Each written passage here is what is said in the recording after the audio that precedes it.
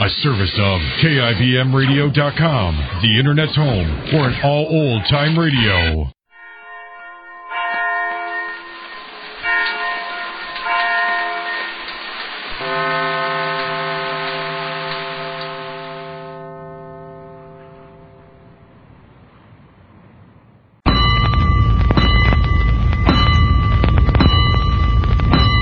Five bells. Stand by all stations. Attention, all districts.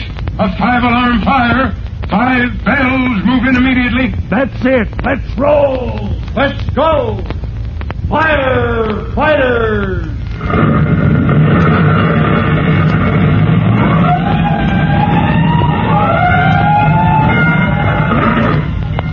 Presenting Firefighters, the true-to-life story of our unsung heroes who stand ready to ride by day or night against our most murderous enemy, the demon of fire. In a moment, we'll join Fire Chief Bob Cody in his office in Headquarters Station as he looks out of the second-story window and smiles as he sees young Jimmy Collins enter below. Both the chief and Jimmy's older brother, rookie fireman Tim Collins, are in on the surprise which has been promised to the boy. But none of them, Jimmy included, knows that in the package under his arm is contained a far greater surprise than any the chief has in mind. Well, we'll be back with Chief Cody and Jimmy to start this new adventure in just a minute. Let's go, firefighters. Let's join Chief Cody and young Jimmy Collins in the chief's private office.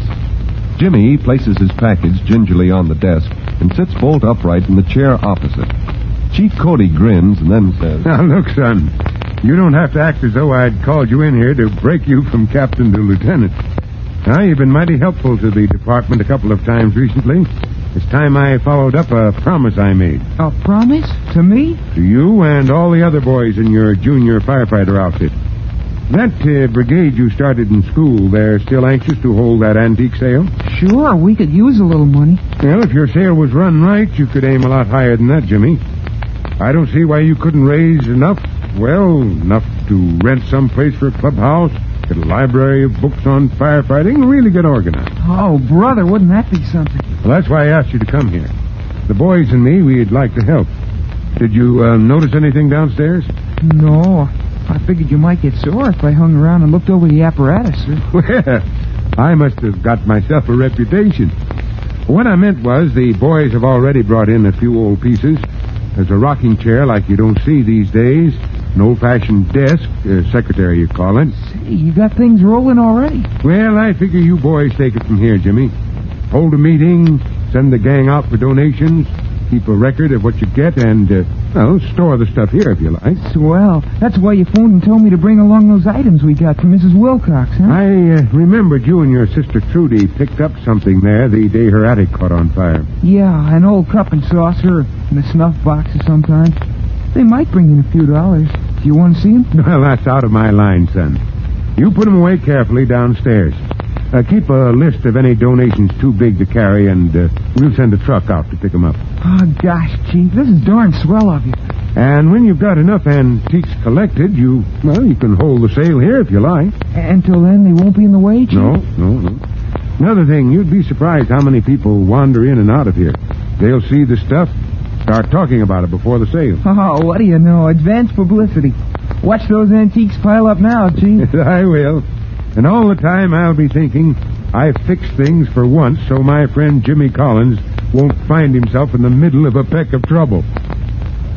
Well, what Chief Cody doesn't know won't hurt him, will it? By late that afternoon, the boys around the station are shaking their heads. For a couple of hours, it looked like there were more junior firefighters around the place than firefighters. In they came, carrying antiques from all over the neighborhood. Jimmy standing by with a notebook, keeping track of all donations brought in by his friends. Just before supper time, Jimmy noticed a stoop-shouldered little old man with wisps of gray hair standing out from his head, accompanied by a dog. It'd be hard to say which was nosing about the antiques with more interest, the dog or his master. If you find something there you like, mister, don't forget we're going to be having a sale pretty soon. You like antiques? I've thought of nothing else for 50 years, young man. I'm an antique dealer.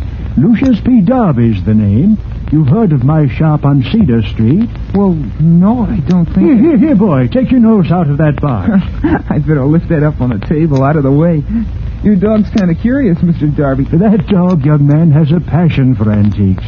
He knows more about them than I do. I take him with me everywhere. Wouldn't think of stirring out of the shop without him. You're kidding me. Oh, not at all, not at all. My, you've got quite a collection of bric-a-brac in that box. This old cup and saucer. An interesting pattern, don't you think? Gee, I don't know anything about that. Is it worth something? That's all I want to know. Oh, $4 or $5, perhaps? Mrs. Wilcox gave us that, along with this old snuff box. Here, take a look at it. The fleur-de-lis. Good heavens and earth. The fleur de who? Oh, never mind that. Somebody gave you this? Sure. You mean she didn't know how valuable it is? Oh, I didn't say it was valuable. It merely caught my eye, that's all. Fleur-de-lis, French for flower of the lily. Famous emblem. You see how it's worked into the cover? Yeah, but gee whiz, the way your eyes popped when you saw it, I thought it must be worth $100. My boy, you don't know how funny that is. I don't get it. You mean it's worth more or less? To start your sale off right, I'll give you $5 for it. Just as a favor, you understand. Oh, I couldn't do that, Mr. Darby. 10. That's as high as I'll go. Well, gosh, that's awful tempting, but I couldn't do it. If you want to come here the day the sale starts, after we've got this sorted out... Oh, well, you'd save it for me? We sort of figured on first come, first served.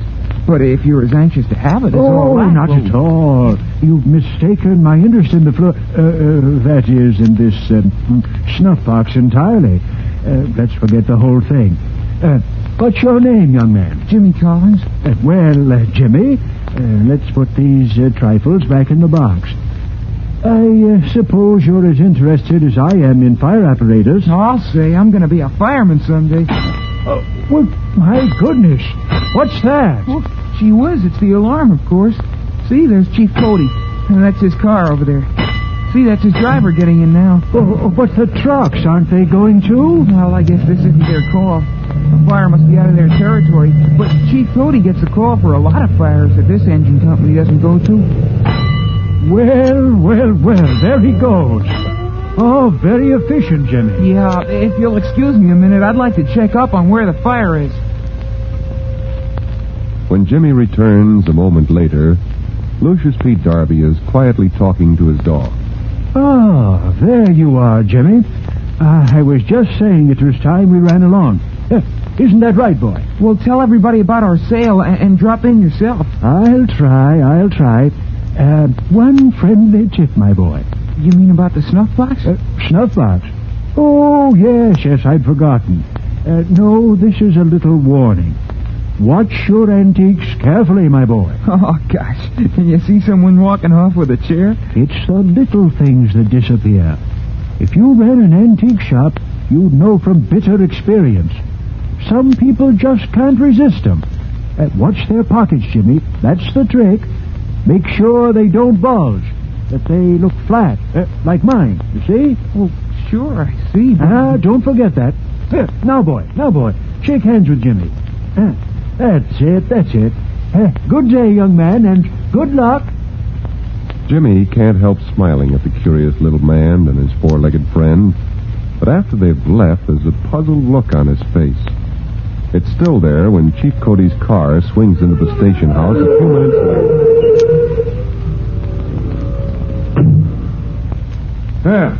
Everything was under control before I even got there. What's the matter, Jimmy? Oh, I'm glad you came right back, Chief. I want you to take a look at that snuff box Mrs. Wilcox gave us. I don't know anything about snuff boxes.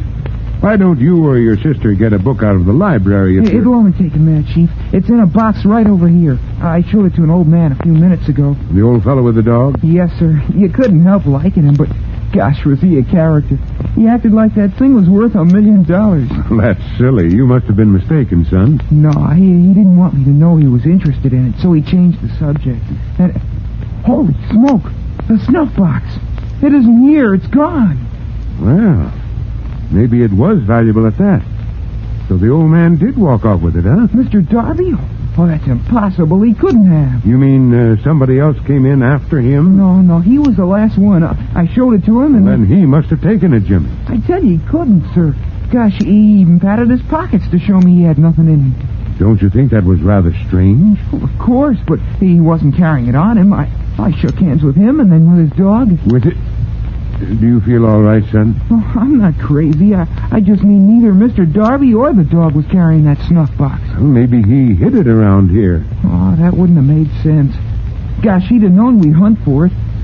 We'll look, but we won't find it. Oh, come now. Maybe it seems kind of mysterious, but... Kind of. My gosh, Chief, you wait and see. I tell you, he just made that snuff box vanish into thin air. An hour later, and with the help of half his crew, Chief Cody is inclined to agree. No snuff box.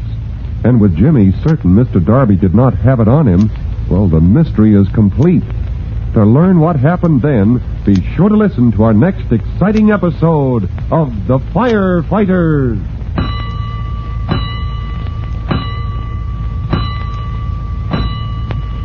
In a moment, Chief Bob Cody will be back to tell you, boys and girls, how you can help the firefighters in your own town.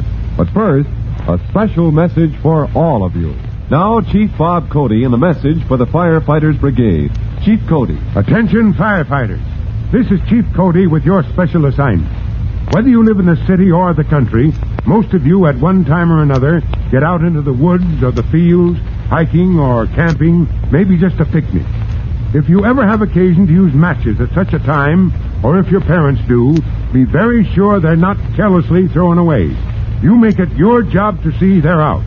Until next time, this is Chief Cody saying, so long. Fire Chief Cody and the young rookie fireman Tim Collins will be back on the same station the next time you hear...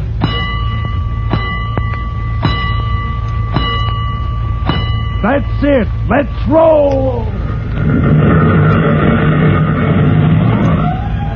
Let's go! Firefighters!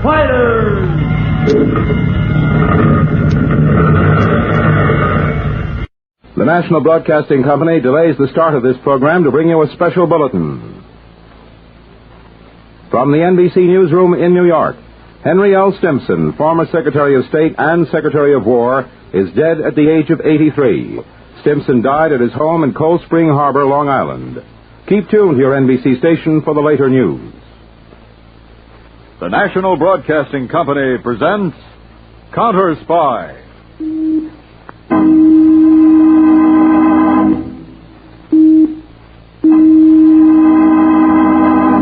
Washington calling David Harding, Counterspy. Washington calling David Harding, Counterspy. Harding, Counterspy. Calling Washington.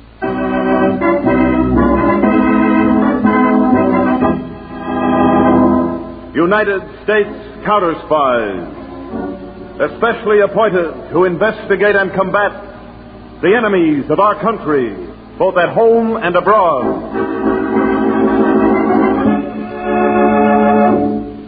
These Counterspy reports to the American people are brought to you each Friday night. Tonight, Case of the Curious Conspiracy.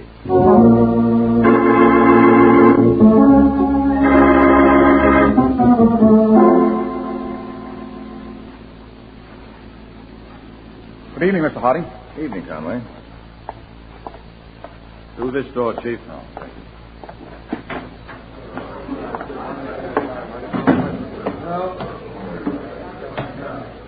Hello, Peter. Evening, Chief.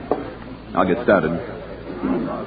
Ladies and gentlemen, Lecture 7 in Counterspy Refresher Course on Modus Operandi. Our speaker, Mr. Harding. The case I'm going to tell you about demonstrates one of the most unusual and cunning schemes used by your country's enemies to sabotage our preparedness program. Although the plan has been in successful operation for some time, it was first brought to the Counterspy's attention in the case of the Franklin Nylon Company, a small but vital subcontract firm, supplying materials to parachute manufacturers. On the afternoon of September the 5th, Charles Franklin, president of the company, was alone in his office dictating to a mechanical recorder. And that, Mr. Harding, is the entire story.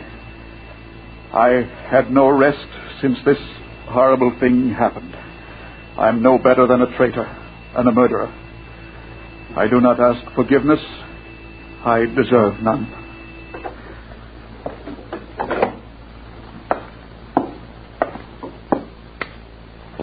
Yes, Mr. Franklin? Will you please come right in, Miss Brewster?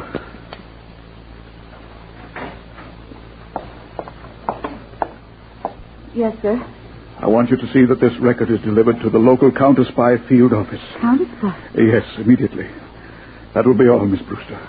Mr. Franklin, please don't think I'm speaking out of turn, but you haven't been yourself lately, and, well, I've been worried about you. You don't have to worry about me anymore, Miss Brewster. I'll be all right soon.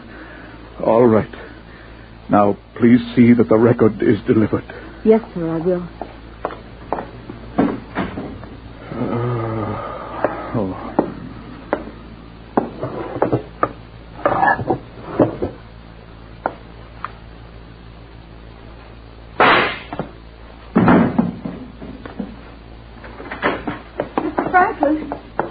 Mr. Franklin! Mr. Franklin!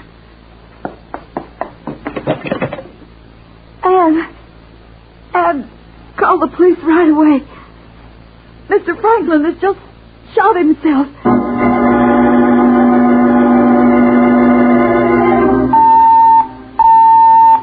Harding, headquarters, Washington. Calling Agent Harry Peters, field office, Baltimore. Harding, calling Peters. Peters, go ahead, Mr. Harding. Have Agent Owens take over your assignment in the subversive investigation. I want you back here in Washington. Something special, Chief? Yes, Peters. Special and very strange.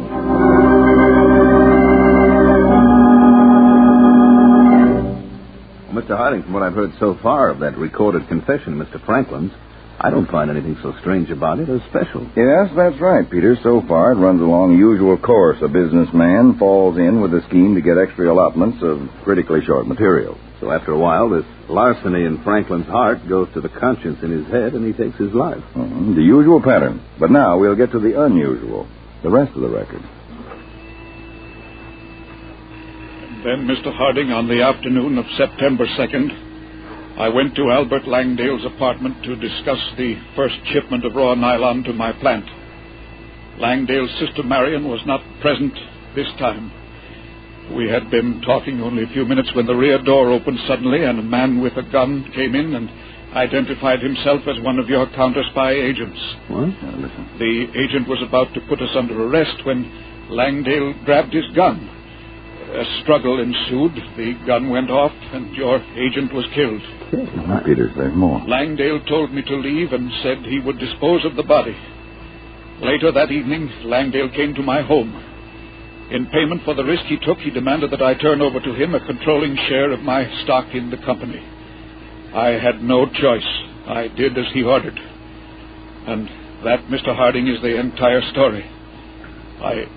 I've had no rest since this horrible thing happened. I'm no better than a traitor and a murderer. I do not ask forgiveness. I deserve none. Well, Peter? Strange is right. We've no previous record of this case, have we? Not at all. Certainly none of our agents has mysteriously disappeared. Blackmail by a phony murder setup. Old as the hills. Yes, and as old as espionage and sabotage. What do you mean, Chief? Well, we're not just dealing with ordinary blackmail. Look at the aspects of this case, Peters. The Franklin Nylon Company supplies material to parachute manufacturers. Well, the way I see it, this is a scheme planned by foreign agents to sabotage our war industry. You're certainly giving it a big build-up, Chief. No, I don't think out of proportion to its importance. But I'm sure that Langdale, or whatever his real name is, and his sister Marion have probably worked this scheme on other businessmen. Now, Peters, I want a teletype sent out immediately to all field officers. Gotcha. To track down any sudden transactions of controlling stock in subcontracting firms. Right. I have an idea that will eventually lead us to Albert Langdale, his sister Marion, and their latest victim.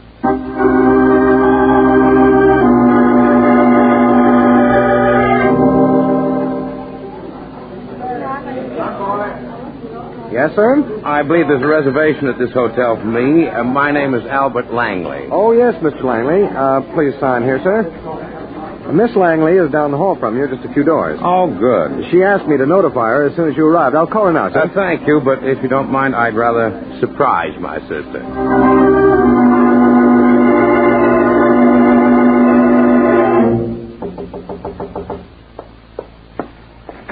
Yes, what Surprise, sister. Oh, Albert, darling. Careful, Marion. After all, that's no way for a sister to act, is it? Someone may see us. Let's go inside. Now you can afford to be less fraternal. So I can. Now, about our latest prospect. You're not one to linger long over the, niceties, are you, Albert? When our mission here in the States is completed, we'll have a great deal of time to devote to our niceties. When will that be? Just as soon as we extend our control into a few more vital fields of American war production. Oh, I meant to tell you. I read about Charles Franklin committing suicide. I read the same thing. You're not worried about it? Worried, darling? Don't be foolish. I only wish our other clients had taken the same course. Now, to get to the latest prospect. Well, he's a manufacturer of small metal parts for radio and radar equipment. Radio and radar. Mm-hmm. Excellent, Marion. His name's Vincent Scott. Married? Yes. Oh. Unhappily married. Oh. I've brought a new life into his life. Vincent Scott would be amenable to a little larceny? I didn't bring you all the way down here for nothing. You've already told Scott about your brother. I told him my brother Albert has excellent connections in the steel and copper industry. Seen a great deal of Scott? Every night for the past 2 weeks. I'm meeting him downstairs in the dining room at 8. Tonight at 8, Mm-hmm. Well, then, dear sister, I suggest you call the maitre d' and change that dinner reservation from the 2 of you to the 3 of us.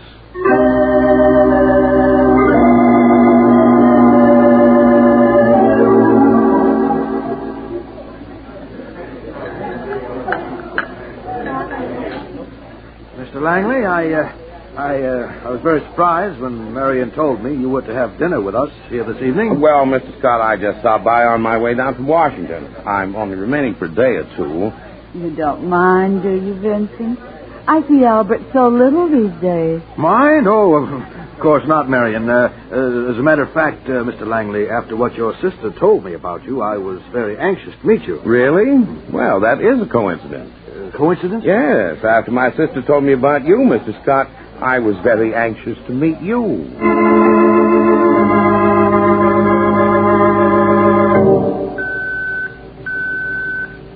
Agent Conway, Mason City Counterspy Field Office to David Harding, Headquarters. Report on war production subcontracting firms. Controlling stock of Raleigh Electrical Equipment Company, this city, transferred August 2nd to an Albert Langston. Harding to Agent Conway. Continue investigation.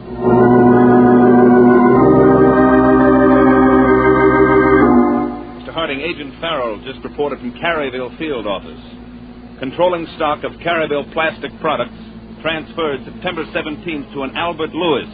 All right, Peters, wire Farrell. Continue investigation and submit to me daily progress report.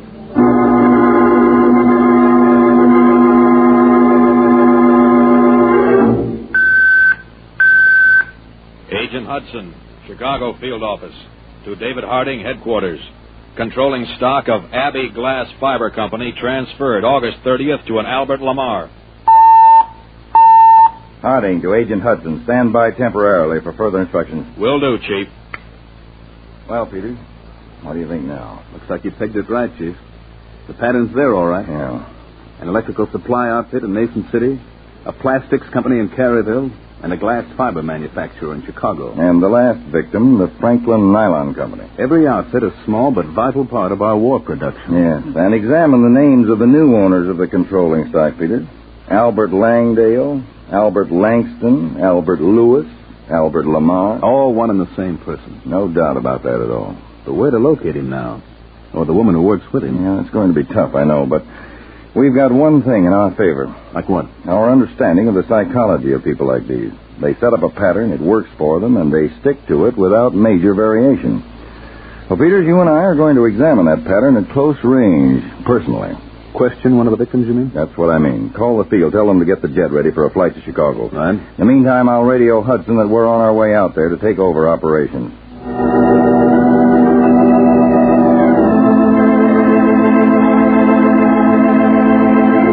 Well, Marion, everything is ready for me to take over operations.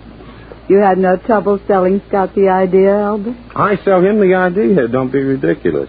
Should know by this time I never operate on such a clumsy level. You let him sell you the idea. Of course. I merely mentioned my supposed contacts, my ability to procure certain critical materials for my friends. And naturally, you included any friend of your sister's, a friend of your own. Naturally. Albert, you're wonderful. Am I not? And impossibly conceited. Well, I see no reason to be ashamed of my talent. Oh, you. Come here. Wouldn't you like me to kiss you? You know I would. But not like a brother. Oh, why must you spoil everything but...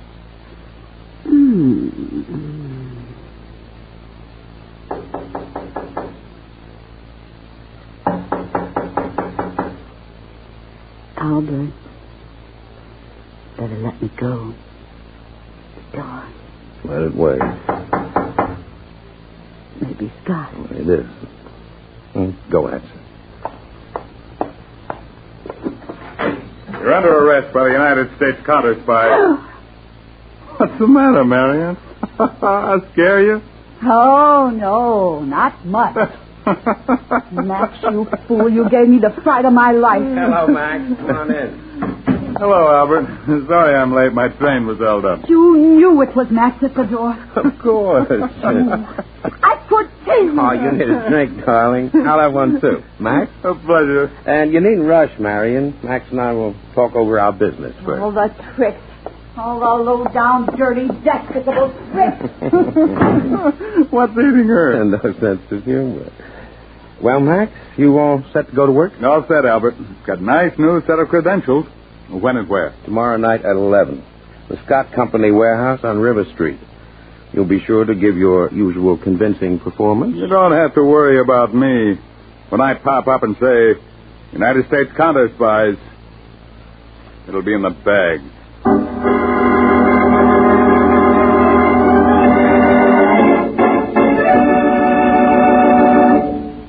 You are listening to the case of the curious conspiracy on Counterspy. Later tonight, William Bendick stars as beleaguered Chester A. Riley in the delightful Life of Riley. Mom Babson Jr. will be on hand to help Pop out of his many predicaments. And, of course, the friendly undertaker, Digger Odell, will offer his usual chilling advice. Another Friday night chime favorite is Bill Stern's Sports Newsreel, with authentic and dramatic stories of the people who make front-page news. Friday night chimes mean laughs later with the Life of Riley and drama with Bill Stern's Sports Newsreel. Now, back to Counterspy.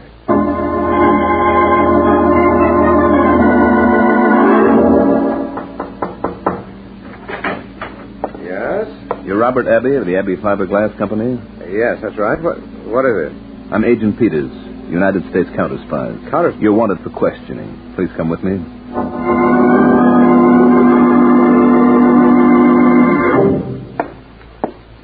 This time I want the truth, Mr. Abbey. You were forced into turning over the controlling shares in your company to this Albert Lamar. Now, isn't that right? No, Mr. Harding. Mr. Abbey, there's no use in holding out. We know just how you were taken over. Now, gentlemen, please. This man Lamar is a dangerous enemy agent. Under various names, he has defrauded other American businessmen. Now, in order to trap him, we need your help. There's nothing I can tell you. All right. Then we'll tell you something. The reason you turned that stock over to Albert Lamar was because you found yourself an accessory to murder. What? The murder of a counterspy agent. The agent was killed by Lamar right in front of your eyes. Well, Abbey, isn't that the reason? Isn't it? I had nothing to do with the murder. Please believe me, gentlemen. I wanted to go to the police so many times and tell the whole story, but I just didn't have the courage. It would have ruined me. Mr. Abbey, that man you saw killed was not a counterspy. What? As a matter of fact, he wasn't killed at all. Not But I saw it happen. I heard the gun go off. That was all an act. A setup for Lamar to get control of your company. You're not an accessory to murder, Abby, but you are guilty of intent to conspire. Oh, that doesn't matter now. As long as I have that terrible thing off my mind. Well, are you ready to help us now? Yes, Mr. Harding. Any way I possibly can. All right. How did you first become involved with this Lamar? Through his sister, Marion. One day on the street, we bumped into each other accidentally. You can bet that was no accident. Well, Mr. Harding, now we know how the pattern starts. Yes. All right, Abby, I want a full description of both Albert Lamar and his sister, Marion. Then you'll tell us the entire story right from the beginning.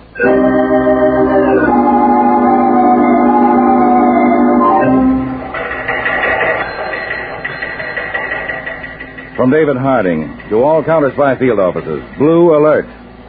Be on the lookout for the following persons. Albert Lamar, alias Albert Langston, alias Albert Langsdale, alias Albert Lewis, and woman posing as his sister, Marion. Description follows. Do not apprehend, repeat, do not apprehend these two. As soon as whereabouts are established, notify this headquarters.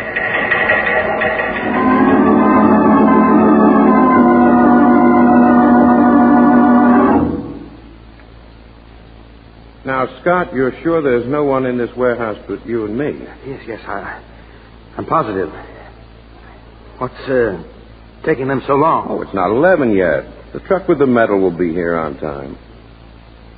I've never done anything like this before. It's the first time for everything, you know. I have a feeling this isn't going to turn out right. I'm sure it'll turn out exactly right.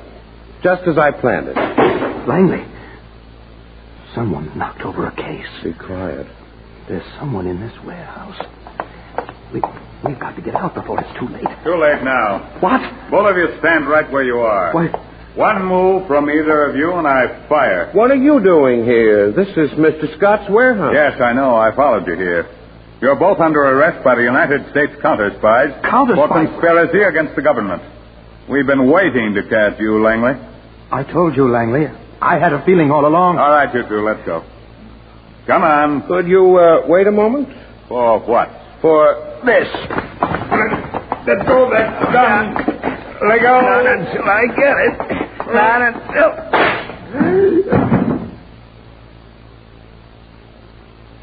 Langley.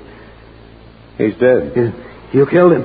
The gun went off accidentally. I didn't mean to... You murdered him. Stop it. Yes. Stop talking that way. Yes, you did, yes. You're in this as much as I am. Don't you forget that. Not for a single minute, Scott. What are we going to do? You're in no condition to do anything. Get out of here. Go home. I'll call you later. Yes, but they'll find out. No one will find out anything. I'll get rid of the body. You go home and wait for my call. Don't worry. I'll take care of everything. Now hurry. Get out of here. Yes. All right. All right.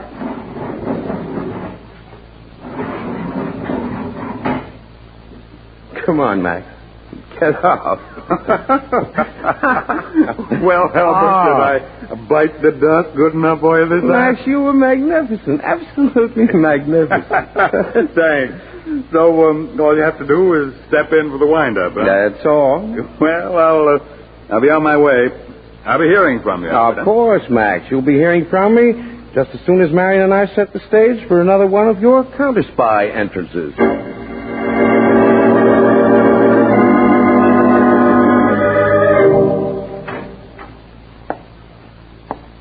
Hey, you can't enter this office without knocking first. Who do you think you are?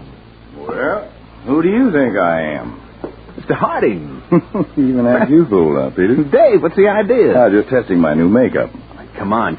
What's it all about? The gray hair and everything. Yeah, and what about this newly acquired paunch of mine, huh? Would you say, Peters, that I'm a typical successful American businessman, huh? Okay, I say you're a typical successful businessman. Now, how about the whys and wherefores? Our agents located the woman in a Texas hotel. She's going under the name of Marion Lawrence this time. What about her partner, Albert? No sign of him so far, but I anticipate meeting him soon, personally. Oh, now I get it, the disguise. Mm-hmm. Everything's set up for me in Texas. Peter, you are now looking at Mr. David Harrison, president of the D&H Chemical Company. Come on, let's go. After all, can't keep a lady waiting.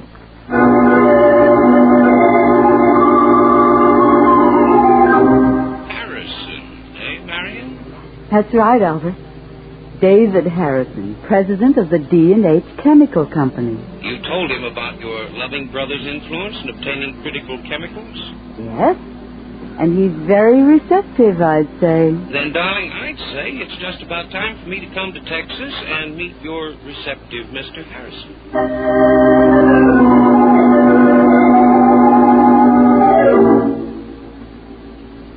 David, I hope you don't mind my bringing Albert along. Oh, not at all, Mary. Mr. Harrison, my sister has written me so many nice things about you. It's a great pleasure to meet you in person. Well, believe me, Mr. Lawrence, the pleasure's all mine.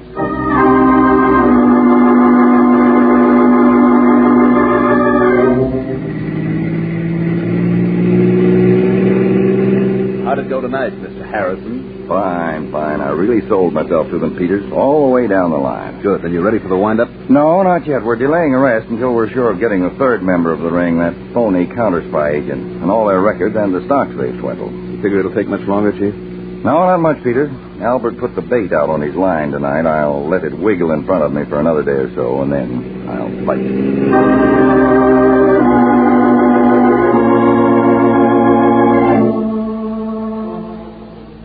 I'm all set to go to work, Albert. You have everything straight, Max? Sure, it's no different than any of the others. I mean the time and the place. 10 tomorrow night. Harrison's private office over his factory, right? That's right. Here's a drink. Oh, thanks, darling. Max? Thanks, Marion. Well, here's to another one, huh, folks? Let's drink to it. To another one. Oh. By the way, Max. Yeah? You were wrong before. Wrong? When you said this was going to be no different than the others. Max, I've the most wonderful feeling that this Harrison deal is going to be the smoothest operation of them all.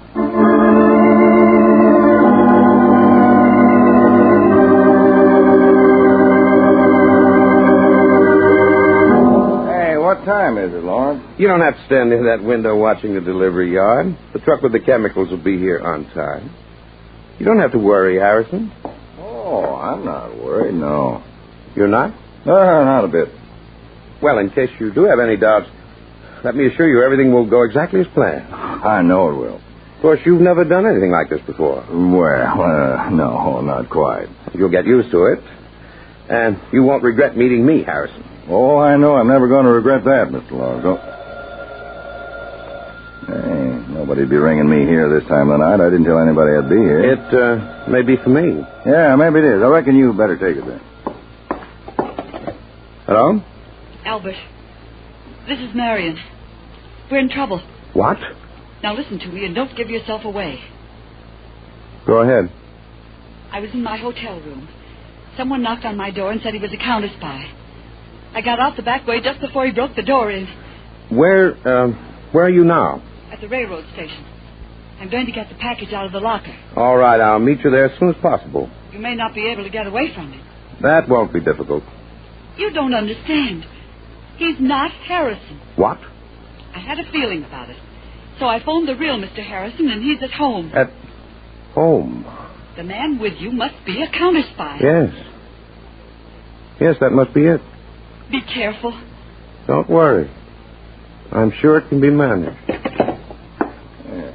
Something wrong, Lawrence? You look upset. Well, I did have some rather disappointing news. I'm sure everything will work out all right. Stand where you are, both of you. Hey. You're both under arrest by the United States Counterspies. Keep your gun aimed right at him, Max. Don't take it off him. Hey, what's this all about? Yeah, I'd like to know, too. It seems, Max, that our Mr. Harrison isn't Mr. Harrison. Isn't that right, Mr. Harrison? I don't know what you're talking about. I'm talking about the fact that you're a counterspy agent. Counterspy? Marion called. She just escaped arrest. What? She's at the railroad station waiting for us. We've got to clear out fast. Yeah, but what about him? That's right, Albert. What about me? Well, we know this place may be surrounded. I've got bad news for you two. It is. And I've got worse news for you. We're using you to get out. And if we don't make it, you don't live. Nothing doing, Albert. I'm not getting my head blown You're off. doing exactly as I say. Don't you see, you fool? He may be bluffing. What if he isn't? We'll take that chance. You stay right behind him with a gun. Behind him, I said. Okay. Now, let's go. Hold it. All right, we'll go down these stairs.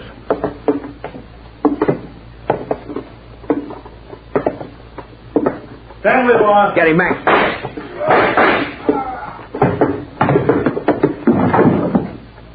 Don't move, Lawrence, or you get the same as Max. He's not moving, Peter.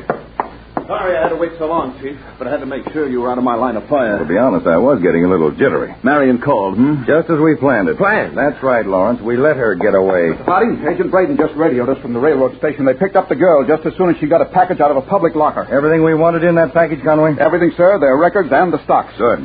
Well, Mr. Harding, that winds it up, To put it formally, Lawrence, you and the girl are charged with conspiracy and espionage against the government. And this is no phony. This is an official arrest by the United States Counterspies.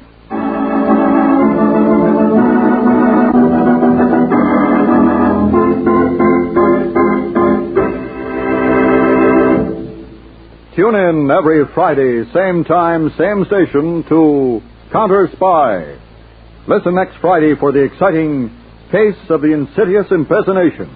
When a certain chess player made a brilliant move, your counterspies were forced to checkmate him with the memory of an appendectomy. These and other facts will be told for the first time next Friday in Case of the Insidious Impersonation.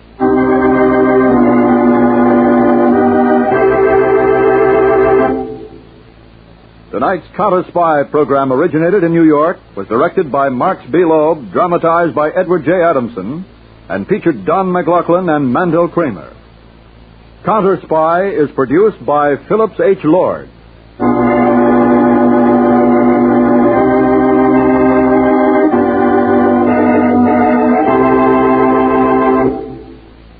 Three chimes mean good times on NBC. Get this and get it straight. Crime is a sucker's road, and those who travel it wind up in the gut of the prison of the grave. This time I took a beating and gave one. The man who lived in the dock was afraid. Someone I never got to meet was murdered, and a knife-wielding crab was destroyed. All because a girl who hated the water took a boat ride in old Mexico. From the pen of Raymond Chandler, outstanding author of mystery, comes his most famous character and crime's most deadly enemy as we present The Adventures of Philip Marlowe.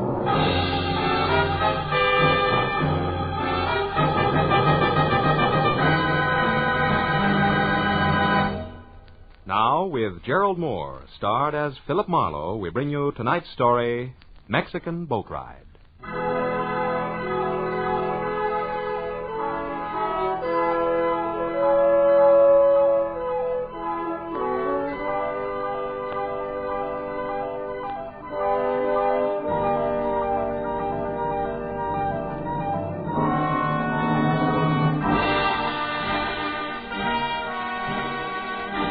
It was a rare morning, clear and clean. You know the kind that knocks 10 years off your age and makes you taste the sunshine in your orange juice? It was a day to be spent on an open road to someplace new and exciting. But a phone call I'd received had reduced my open road to Carmelita Avenue, and nothing more exciting than Beverly Hills. The house I stopped at was one of those you entered through a tunnel of dank, overhanging foliage on a flagstone path grown green with damp moss. A low, thick-walled affair with tiny barred windows hidden from the sidewalk. I pressed the bell, and a moment later a sallow housekeeper opened the door with what seemed to be a last ounce of strength. She squinted at my card and beckoned me inside. I followed her down a dusky corridor to a heavy closed door, where she signaled me to wait. The air in the house smelled thick and stale. When she came out again, she held the door open for me and motioned me into a room full of darkness. It became nearly complete when the door clicked shut behind me. All I could see was the vague form of a man in smoked glasses propped up on a bed across the room. There's a chair beside you, Marlowe, if you care to sit. Oh, thanks. I'm Carl Estabrook, importer. You may have heard of me. No, I don't think so. Well, no matter. Marlowe, I have a peculiar problem. I want to know why my wife, Ona, was on a boat day before yesterday off the coast of Mexico. Think you could find out? Well, if that's all you got to go on, I doubt it. No, there's a little more. Yeah? Ona and I planned to take vacation together. But when I was confined with this illness, we decided she should go on alone. Oh, then your illness is the reason for the midsummer blackout, huh? Yes. If I expose my eyes to light at any time in the next few weeks, the doctors promised me plenty of pain and virtual blindness. Oh. It's temporary, but tedious to mend. That's why I need a capable man with sharp eyes. To look into what specifically? The paradox of my wife aboard a boat. Mm-hmm. She has a phobia about them. The mere thought of being on a boat. makes her panicky. She drove to Ensenada, Mexico earlier this week, but believe me, her plans did not include boat rides. Well, tell me, how'd you find out she was on one? She right? No, she hasn't written me at all, but that's not unusual for her. A friend of mine got back yesterday from a fishing trip down there. The day before, his boat passed another with a girl aboard. He got a good look at her. He was so sure that it was Ona that he hailed her. The girl turned and ran inside. It bothered him to the extent that when he got home here, he called me to find out if Ona was in Ensenada. Is that all? That's all. He didn't get the name of the boat. Look, you want me to go all the way down there just to find out if the girl he saw was Mrs. Estabrook? Right. What is your fee, Marlowe? $50 a day plus expenses. That's the minimum if I take the job. I don't think I will. When business gets so bad I have to do divorce work, I'll quit and write my memoirs. No, I'm sorry, but that's the way it is. No. Sit down, Marlowe. Ona and I have had our share of difficulties, true. She's quite a few years younger than I and used to be a dancer. But, generally speaking, we're happy. Specifically what? I'm worried about her. Here. There's money in this envelope and a recent photograph of my wife. And there's more of both if the need arises. Incidentally, what kind of a day is it outside? Gorgeous. Well, then you can drive. It's only 250 miles. Yeah. By the way, how has the importing business been lately, legitimately speaking? You do have a suspicious mind, don't you? Only when the situation calls for it, and this does.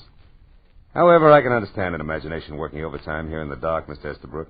So I'll take your money and go on down to Ensenada and see if anything's wrong. But look, I'm giving you notice beforehand.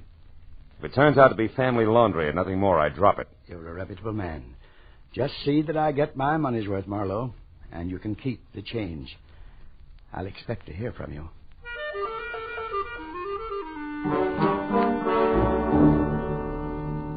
When my eyes adjusted to the dazzling glare outside, I looked in the envelope and picture of an impish, dark-haired woman and 5 $100 bills. For the first time, I realized what Estabrook had meant by keep the change. But it didn't help my attitude even a little. By 2 o'clock, I was on the road south. A late lunch in La Jolla with an old friend, a routine baggage inspection at the border, and then 70 twisting miles of lonely road brought me to Ensenada, just as the Mexican sun dropped into the sea. I drove past the piers and canneries at the edge of town, and then along the curving shore to the only hotel elegant enough to meet the demands of the woman I figured Ona Estabrook to be. After I'd gotten a room and cleaned up, I went to the desk and asked for her. She was registered, had number 74, and at the moment was out on the patio. All of which sounded ridiculously normal. And I thought again of an imagination at work in a dark room back in L.A. I thanked the clerk in crippled Spanish and turned in time to catch the end of a long, cold stare from a pair of frog-like eyes that bulged out of an otherwise handsome head on a man in a gray gabardine suit. I didn't think my language had been that bad. But when Popeye followed me out onto the patio, I wasn't too sure. There was no mistaking Ona Estabrook. She sat alone at a table in the far corner, a tall, minted gin drink in front of her. So I put on my best tourist-type smile and walked over. Well, Ona Estabrook, this is a pleasure. Enjoying your visit? Why, yes, very much, but I don't think I... Know me? Oh, of course, you wouldn't remember. My name's Marlowe, Philip Marlowe. No, I'm sorry, Mr. Marlowe, but You were a dancer, weren't you? Before your marriage, I mean? Well, yes, I was a dancer, but you'll have to excuse me now. I'm expecting a friend. I hope you don't mind. Oh, well, just one thing then, Mrs. Estabrook. Would you mind telling me why you were out on a boat day before yesterday? A boat? Mm-hmm. Why do you ask that? Because you hate boats. You have a phobia about them. And yet you were seen aboard one just 2 days ago. How come? Well, how clumsy of me. I spilled the drink all over my skirt. Excuse me. I'll have to change. That maneuver was as subtle as a bulldozer at work. When she spilled her drink, it was done desperately, and fear sent her running for the exit. I turned to follow her as she left the lighted patio and headed down a dark arcade. But a gray gabardine suit and a pair of pop eyes slid out of her chair and beat me to it. I waited until their footsteps faded, which said they turned a corner. Then I started after them. It was strictly follow the leader, but I didn't realize how many were playing the game until a knife point stung at the skin at the soft part of the back about kidney high. Stop, senor, and don't cry out. Don't even say ouch. I turned and saw a mottled red face, ugly on a squat, long-armed body. The ivory-handled knife in his hand could have clipped my spine in one easy thrust. You got a car here, senor? Come on, I speak English good. You got a car? Yeah, I got a car. What's it to you? I am Haiva, the crab. It's lots to me. What's Let's your go. pitch, Buster? Come on, tell me. Martinez says for me to keep a sharp eye on things, to be sure something is not wrong. It looks to me like something is wrong with you, senor. Who's Martinez? You going to play possum, senor? This one is your car, huh? All right. Yeah. Okay. I take first your one. Now, please to get in. You gonna drive. Believe it or not, you're making a big mistake, Krabby. Besides, what if I don't want to drive? Oh, you better want to drive, gringo. Or I kill you right here. Go on, drive. Ándale.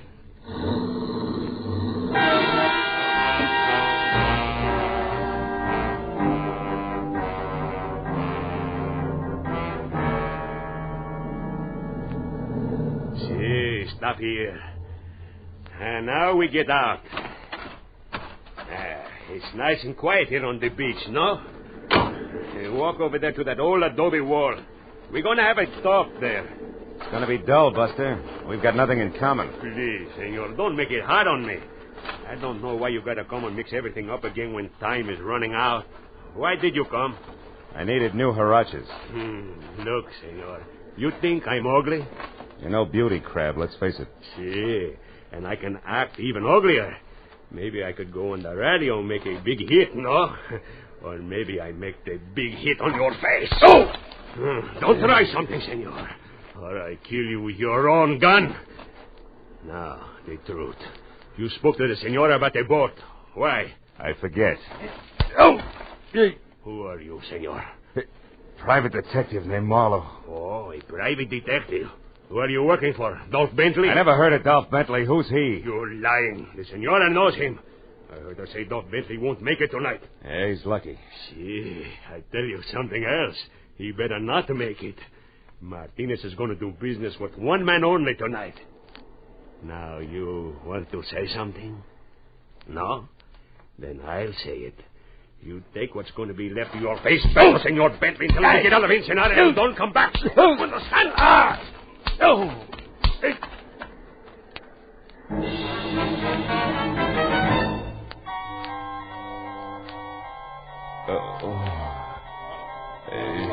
Wait a minute. Come on, wake up, wake up. Wait, stop the crab. Come on. Who are you? Wait, oh, it's you. I'll kill you. Wait. Take it easy with you. You're in good hands now, Marlowe. I'm a fellow American. You know, you're pretty lucky, you know that? I am? Oh, sure, yeah. Where'd my pal go? Oh, him? Oh, I chased him off. You know, it's a wonder he didn't put a knife in you. These fellas are mean with knives. This guy was no slouch with a gun butt either.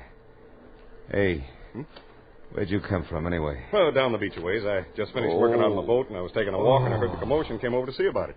This guy was beating you up, so I yelled and started for him, but he ran. Oh, is that right? I'm glad somebody stopped him.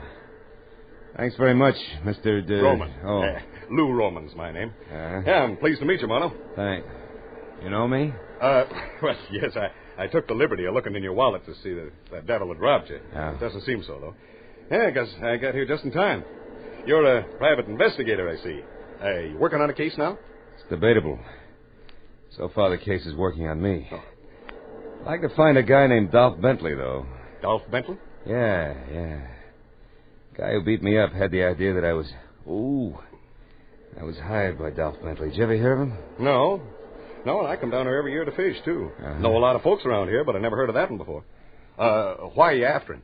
Well, he's tied up in some way to the crab, who seems to work with another guy named Martinez, who in turn is going to do some business of some kind tonight with somebody other than Dolph Bentley. I don't know. And it's all connected for some screwy reason with a woman who took a boat ride the day before yesterday. Well, what about that? The woman being on a boat, I mean. Oh, well, she can't stand boats. She's afraid of... Oh, my head. Wait. Here. Thanks. I better get you some first aid right away. It's a good idea. Holy smoke, my car. Yeah, now relax. It's right over there. Come on, let me help you out. All right, easy now, easy. That's it. Now, I'll drive it. Where are you staying? At the hotel, then? Yeah. Thanks, Roman. I'm still dizzy. Easy, I got you. I got to get back there. I got to find that girl, because She's up to her hairdo in a very nasty mess. Listen, Marlowe. Huh? If I can help in any way, let me know, will you? You know, us Americans have to stick together in a place like this. Right? That's it. Come on, let's go.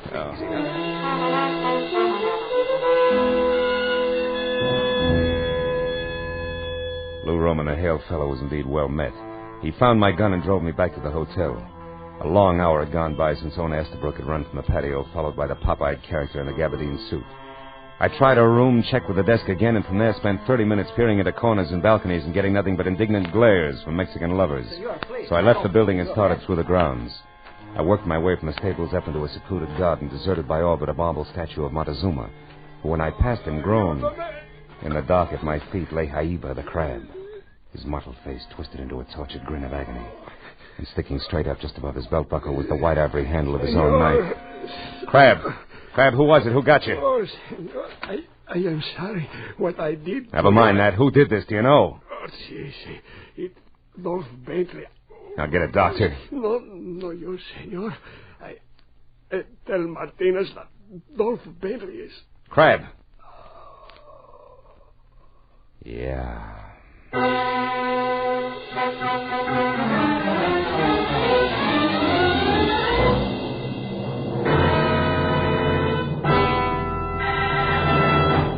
In just a moment, the second act of Philip Marlowe. But first, when you're 65, if you have worked in business or industry, call any office of the Social Security Administration for information about your old age and survivor's insurance. The account number that appears on the Social Security card identifies your wage account. The amount of retirement and family insurance that may be payable is set by this account. Now with our star, Gerald Moore, we'll return to the second act of Philip Marlowe and tonight's story, The Mexican Boat Ride.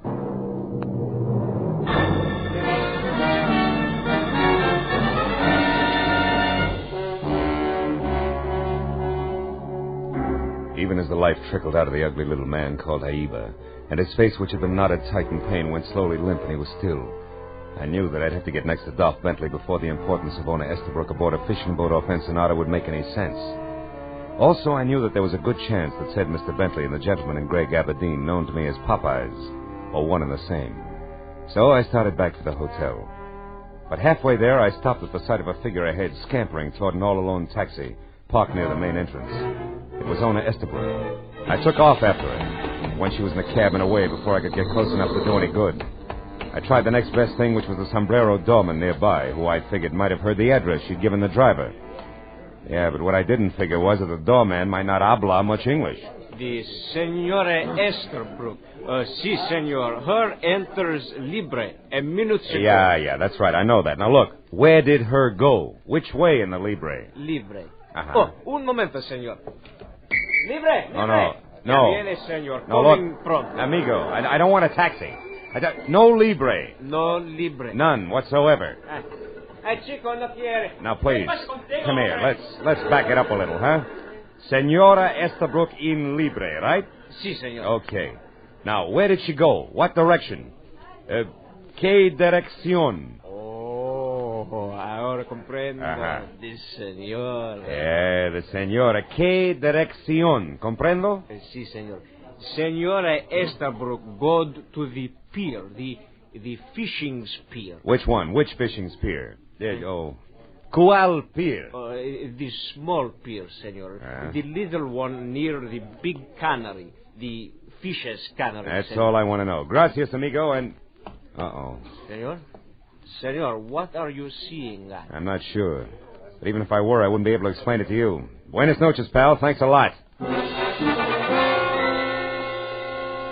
I had been seeing at the silhouette of a man huddled close to the ground and slinking out from a hotel along a high hedge that led back toward the statue and the body of Haiba, a man who I knew could be the elusive Popeyes. I followed the walk that was close into the hotel until I was on a line with the hedge, and I started after him fast. I still had a good 2 yards to go when he heard me and pivoted, so I swung first! Why, you dirty... Roman, wait a minute, hold it. Gee, it's me, Marlowe, I'm sorry. Holy smoke, I thought you were someone else. Gargantua, maybe? Oh, brother. Oh, I'm sorry. What'd you hit me with? Everything I had. I figured you were Dolph Bentley, and as such, Roman, I didn't want you to get away with murder, literally. Murder? Hey, Not that girl you mentioned, Marlowe. Ona Estabrook? Huh? No. The corpse is that item you sigged away from me over in those ruins.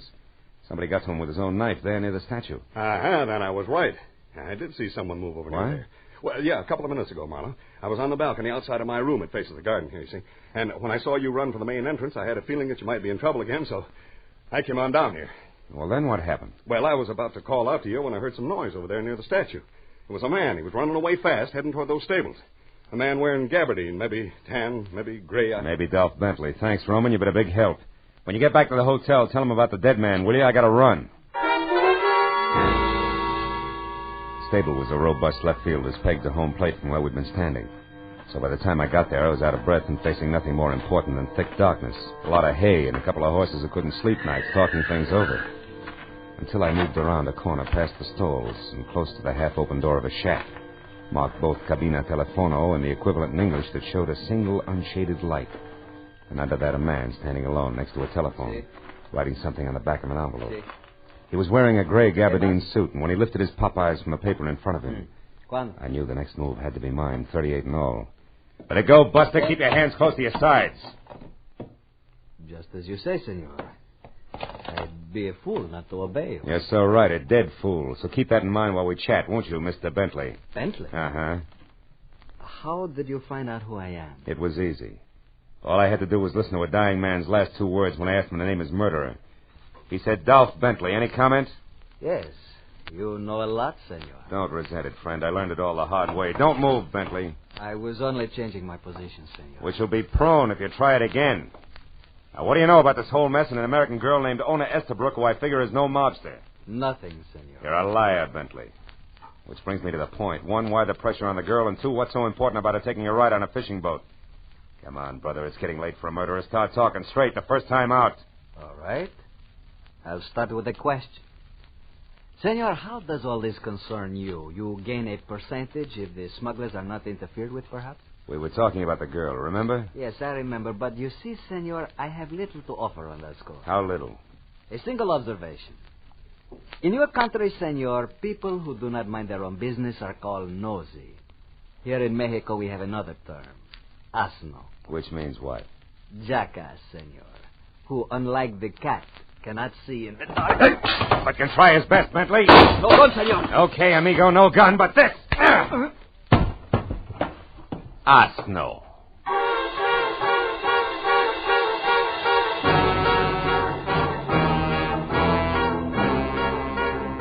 When Bentley met the floor and went out cold, I sagged to one knee.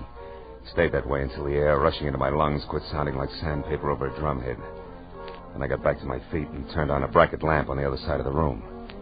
I opened Bentley's jacket, slipped his .32 automatic out of its shoulder holster, emptied the clip, and stopped dead at the shimmer of light dancing on polished silver that I hadn't expected.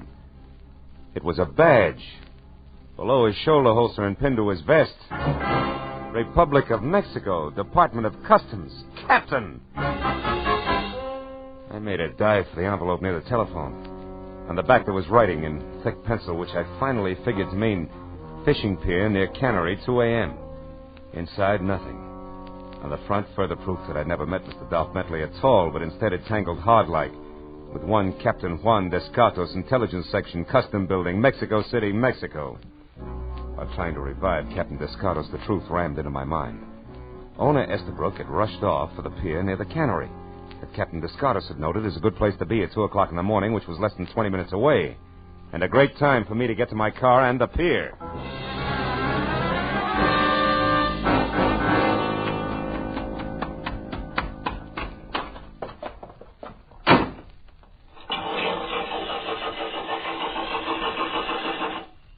It won't work, senor. You're a bright boy, thanks. Well, do you like the job on the car, senor? I think it shines well for the 8 pesos you owe me. Nobody asked you to bother, Junior, but I'll see you later. Right now I gotta run, huh? For 8 pesos, $1 you can ride, senor. I'll replace the distributor cap. What? Come here, you. But senor, it was very dirty all over, inside, too. The steering wheel, black as can be. Look, I ruined my best rag cleaning That's tough. Now give me that distributor cap, or you'll be the saddest pair of dark eyes between here and the Panama Canal. Senor! Oh, never mind. Here. You pay me the dollar? Yeah. Just put the cap back where it belongs. Quick, will you? I'm in a hurry. Well, come on. Let's go.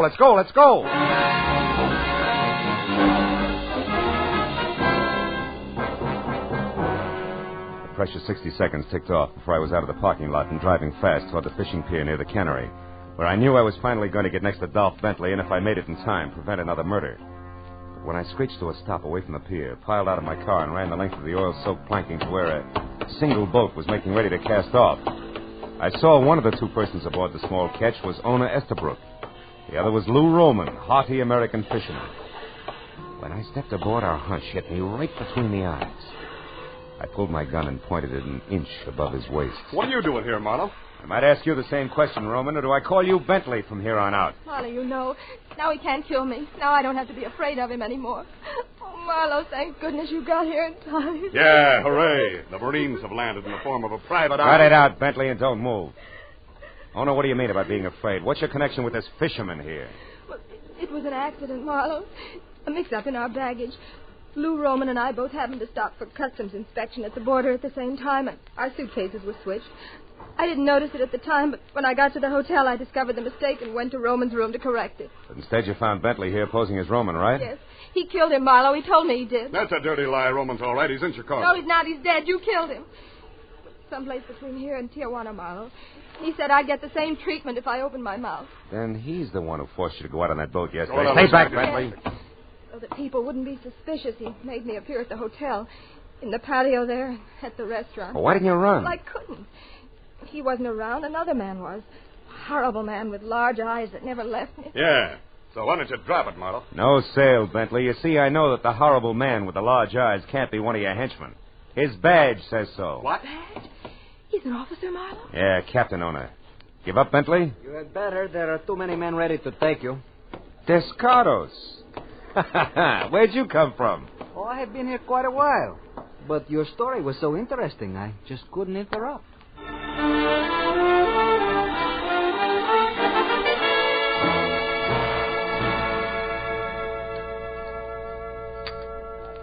When Marlowe took you for Dolph Bentley, Captain Descardos, you played along because you didn't know who he was. Is that it? Yes, Senora, and I did not find out until I heard Bentley call Marlowe a private eye. You're not mad at me, Captain, huh? Even though I bungled your plan to capture Martinez, and not to mention our little meeting at the stables. Oh, Senor, do not say that you bungled the job of catching Martinez. It was more a matter of priority. Por favor, Senora, the tacos. Of course, here you are. Gracias. You see, Senor Marlowe, I am certain that one day I will catch Martinez. But not at the cost of letting a murderer kill again. But, Senor Marlowe, there is one thing that puzzles me. The murder of the one known as Jaiba. Oh, Martinez' henchman.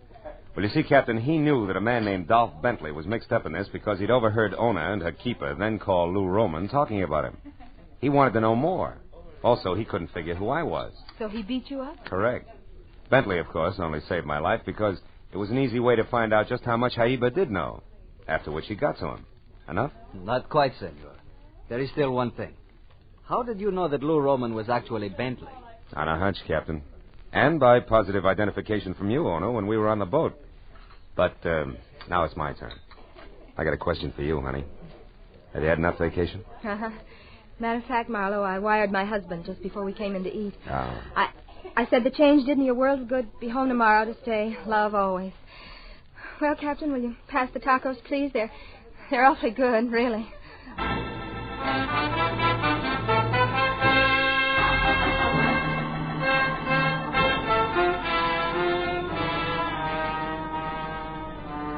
It was late the next afternoon, and Ona Estabrook was already gone when I checked out of the hotel.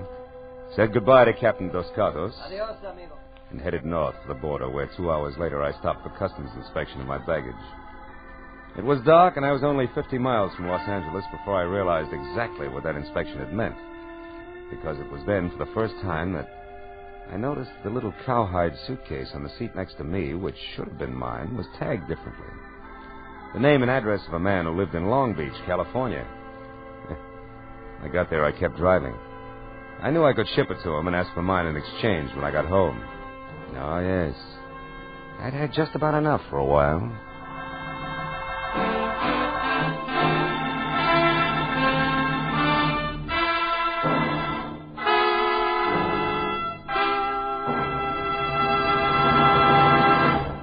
The Adventures of Philip Marlowe, bringing you Raymond Chandler's most famous character and crime's most deadly enemy, star Gerald Moore, and are produced and directed by Norman MacDonald.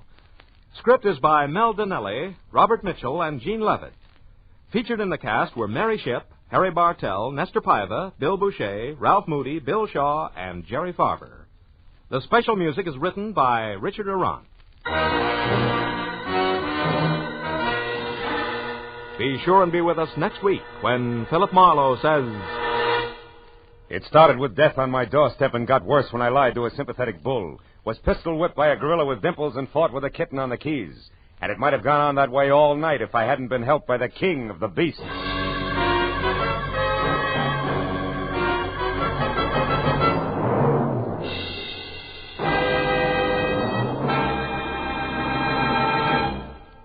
This is CBS, the Columbia Broadcasting System.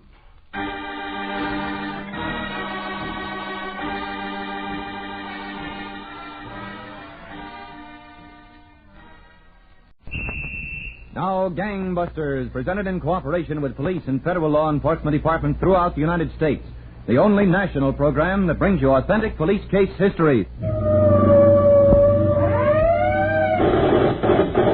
Gangbusters presents the case of the Tennessee Triggermen, who were skilled at kidnapping and bank robbery, but who found their secret exposed by the glove compartment of a getaway car. Gangbusters has asked the Honorable Garner Robinson, Sheriff of Davidson County, Tennessee, to narrate by proxy tonight's case. Sheriff Robinson, before we begin tonight's case, I think the Gangbusters audience would like to know that later in the program, we will hear from the Des Moines young woman who recognized a dangerous fugitive from the description given on a Gangbusters clue and was responsible for his apprehension. I'm anxious to hear myself, Don Gardner. You know, the alertness of Gangbusters listeners in helping apprehend these fugitives is really amazing. It's a tremendous help to us law enforcement officers. Thank you, Sheriff Robinson. Now, I know that the Gangbusters case tonight involves a problem on which police officials must make frequent and difficult decisions. Well, how does tonight's case relate to this problem, Sheriff Robinson? According to our records, Don, the first pertinent event occurred early this year in the city of Flint, Michigan. About 10 o'clock one evening, a young woman opened the door to the Hillside Cafe, a bar. She stepped inside, closed the door, and looked around. After a moment, she walked through the crowd to a table in the corner where another woman, a few years older, sat alone.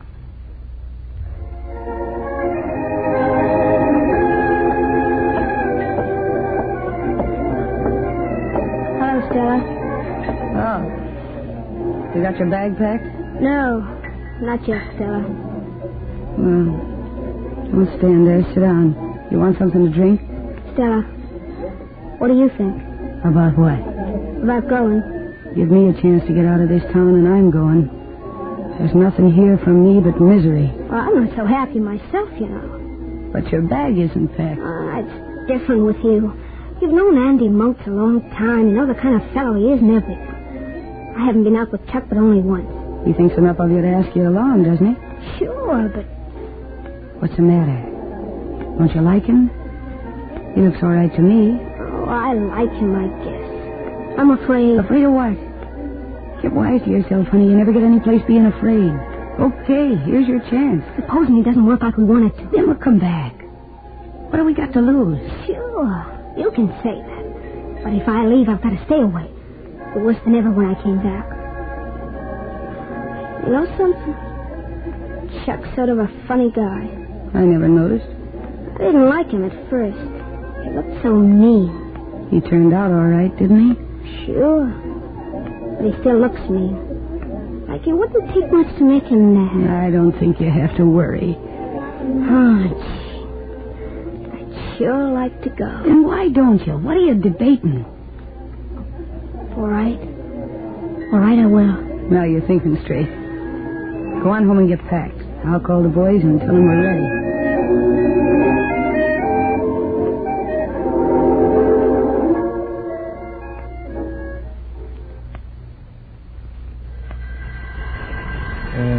Telephone, Chuck. Well, go on, answer.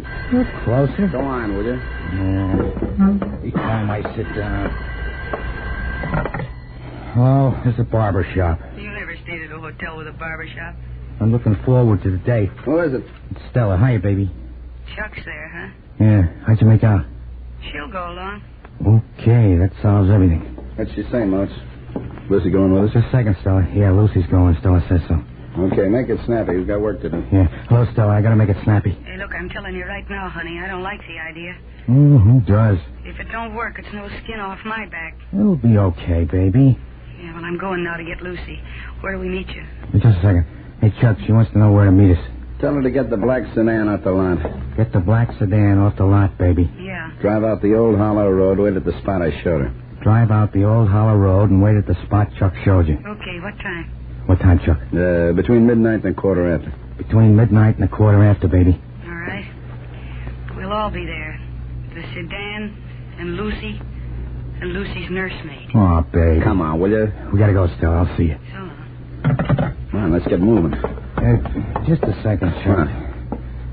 Stella don't like the idea of Lucy. Well, that makes it even. I don't like the idea of Stella. Oh, Chuck, how can you say that? She's my baby. I leave her here. It's like cutting off my pitching arm. Look, we made a bargain. No Lucy, no Stella. Well, at least Stella is wise. She knows what's going on. She knows what we're after. But this Lucy's liable to be a problem. Think she'll be my problem. Come on.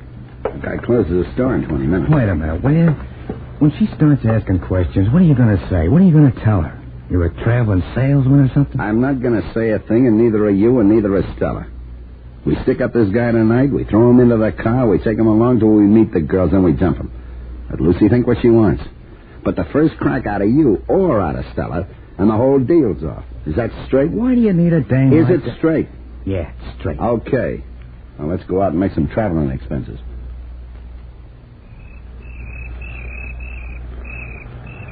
Stella, they said a little after midnight. Hmm? How much after midnight is it? Are you sure they said the old hollow road here? You'll be along, Lucy. Don't worry. You want some music? These new models got good radios. No.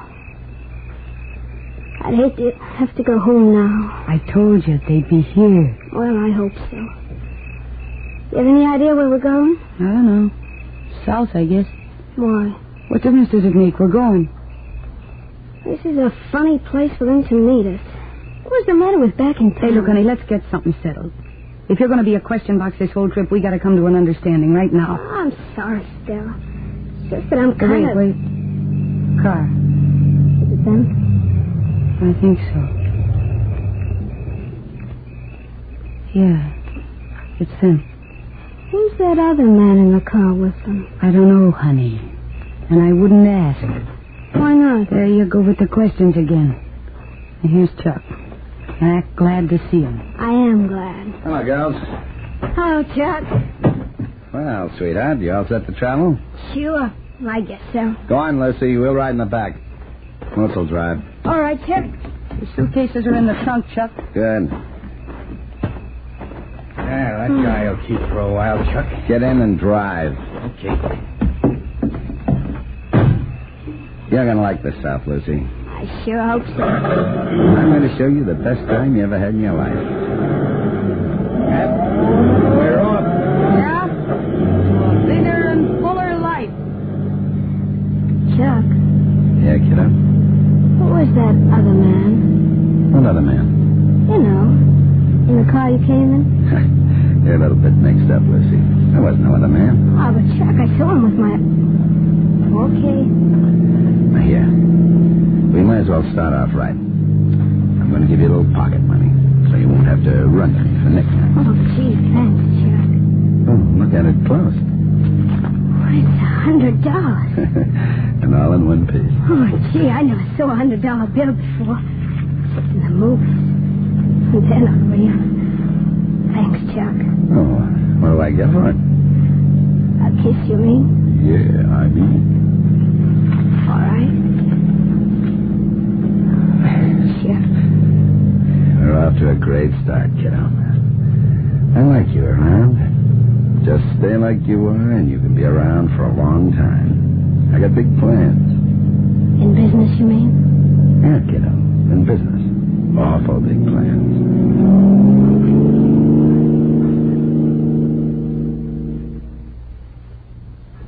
So, Don, after obtaining $2,000 in this midnight robbery in Flint, Michigan, Chuck Craig, Andy Motes, and their women companions headed south. The criminals anticipated new crimes, and the women looked forward to the adventure of travel. But all was soon to learn that a car racing bullets is anything but adventure. Now back to Gangbusters. You were telling us, Sheriff Robinson, that the criminals Chuck Craig and Andrew Motes pulled a $2,000 robbery in Flint, Michigan, then headed south in the company of the young women Stella and Lucy. That's right, Don. They drove leisurely through Indiana and Kentucky, carefully looking for hold-up victims. Finally, they arrived in Nashville, Tennessee, where one night the two couples went dancing at one of the largest nightclubs in the South. For Craig and Motes, the nightclubbing was not entirely for pleasure. They were looking the place over with a view toward staging a robbery there later. At the moment, the band had just finished a set of numbers. Waiting for Chuck and Lucy to return from the dance floor, Motes and Stella sat at their table. All right. So I'm complaining. What do you expect me to do? Ah, Stella, cut it out, will you? Oh, what does he think she is? A little angel or something? Lucy can't know this. Don't let Lucy find out that. You ask me, she knows more than the three of us put together, and she's just smart enough to make herself the center of the show. Look, there's only one thing to worry about. As long as she sticks around, Chuck says you can, too. You gotta... Okay, here they come. Hey, aren't you two dancing? No, honey. I don't get any pleasure out of having this ox walk all over me. Who's an ox? Get a chance to look around the place, Mouse? What kind of a chance? How long we been here? We just about, Yeah, he's over at the bar. Good. Look, why don't you two girls go powder your nose, huh? Sure. Come on, Lucy. Oh, gee, I want to finish my drink. Come on, honey. Let's powder our nose. All right. We'll be back right away. Okay, Motes. See if you can catch the guy's eye. Yeah, he got it. He's coming over. How much do you think we can get out of this joint, Motes? Chuck, look. What? Don't you think this Lucy business is going far enough? What do you mean, far enough? I mean, either she's with us or she ain't. I can't go peeking around corners to see if she's there before I open my mouth. I like it the way it is. Yeah, but why tie ourselves down? Stella says Who cares what Stella says? What do you see in this Lucy? She's a blank. All right, she's a blank, but she's okay for me. I like 'em that way. Quiet, here he is. Hi, fellas. What's doing? Anything? Now, sit down, Monty. Oh, yeah, thanks. I didn't want to come over with the dames here. Well, what about it? Nothing about it. I've been scouting around, see? I know this Nashville town. Know a lot of people. All right, so you know a lot of people. What about this joint? Steer clear of it. It's a bum deal. That'd be a cinch. You see, you ask my advice and you know everything. What's the matter with this place, Monty? Joint's always full of cops, city guys, deputies, you know. Lots of them come in for a good time when they're off. It's loaded with cops right now. Yeah? You'd never make it. Never in a million years. Okay. And you won't even try. Smart. We're running kind of low, Chuck.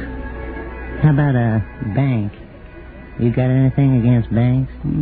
Looks good. We're interested. This one you got no trouble. If it's no trouble, there's no dough. Plenty of dough. Come here. Yeah. Goodlettsville. You ever hear of Goodlettsville? Oh, where's that? Not far in the county. The bank there. Cinch, believe me, a cinch. I don't believe in cinches. 4 people tops. That's all you got to worry about. 4 people. Oh, burglary alarm, yeah. One of them kind that rings downtown. Gives you plenty of time. You can handle a bank like that. Yeah. Look it over. 10% for the finger. 10%. A deal. Well, I got to go. I got a date. Okay. Well, look it over, huh? Look it over. We will, Monty. I'm seeing you around. How long do you have to be in the racket before you get that way? Don't worry about him. He knows this town. He's a handy guy to have around. Yeah, but what about this bank, Chuck? No bank's a setup. Well, it sounds pretty good. If it looks as good as it sounds, we make it.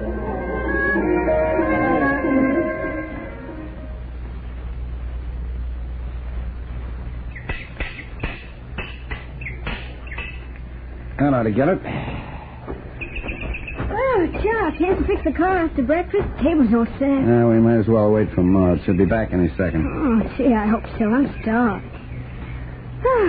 Well, guess I'll go back in the cabin and tell Scott. Wait a minute, Lucy. Yeah? Go look in the glove compartment. You'll find another pair of pliers. Get them for me, will you, honey?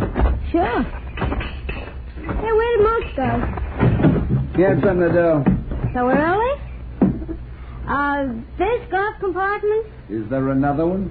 Oh, I want to be sure. You want... Oh. Well, bring me the pliers. I'm waiting.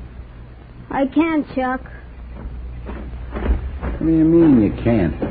I didn't know there were guns in there. I'm afraid to touch those guns. Guns won't bite you. What do you need them for?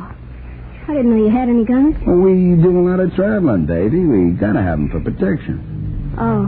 Now, you just forget about those guns. There's Mouse. Whose car's that? Where did he get it? Well, he borrowed it from a friend in town.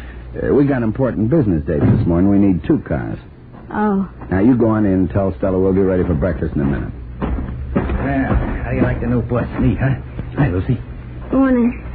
Well, I'll tell Stella you're about ready. What's eating her? Nothing. Skip it. Don't you have any trouble? Kind of trouble. The garage door was open. The keys were in the ignition. I walked in and drove away. Okay. You know, Chuck, that burglar alarm in this job's got me worried. Oh, let him hit the alarm. There won't be a cop closer than 5 minutes away. We can be out of there in 2 minutes flat. But remember, the bank's going to be no cinch for the 2 of us to handle. We got to be on our toes from the second we pull up to the time we drive away. Come on, let's go and have a bite. It's for me. I always work better on a full stomach. Yeah, they need plenty. We've got plenty of a job on our hands.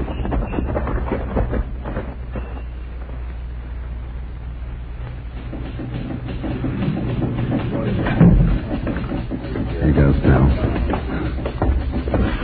No customers, great. Okay, everybody stay where you are. The height. Shut up and you'll be okay. I don't want a word out of any of you. Keep quiet. Here comes a couple of customers, I think. James. Lead them. Okay, girls. Keep quiet. Quiet. A minute, shut the door. I'll walk over there with the rest of them. Go on, walk, will you? Go away. Keep it up and you won't get hurt. Get them all in the closet. I'll get the dough. Right. And fast. I think they touched off the alarm. Go on, walk, you 2. Come on, all of you. Get over there. Get over there. Go on, in the closet. Get in there. Come on, you guys. Make it snappy. Now, look in here. Get in. I'll go. You two, go on. Now, all of you, keep quiet, or you'll see what's inside of a gun. Roll in, pal. Okay. How's it take? Good. Watch out, I'm coming over the rail. Come in. All right, let's get out of here. You take your time, walk to the car. They turn the alarm button. It'll be okay. Hold it at the door. Looks all right on the street. Okay, open up. Much obliged, Bank. Walk to the car, easy. Looks like we're going to make it. Go on, get it started. How much dough, boss? Get it moving. Getting it? Listen, cops, move. Not closer than 5 minutes. Right. They're going to try to cut us off. I'll fix it. Hey, they're shooting back. Move. Hey, drive with you, drive.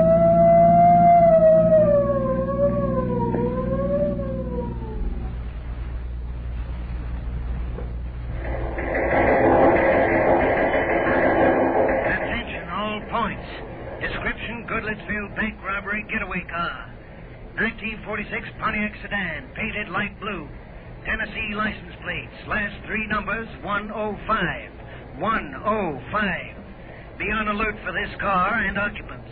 2 bank robbers carrying more than $7,000 in cash loot. Last seen headed toward Nashville on Dickerson Road, where bandits may abandon car.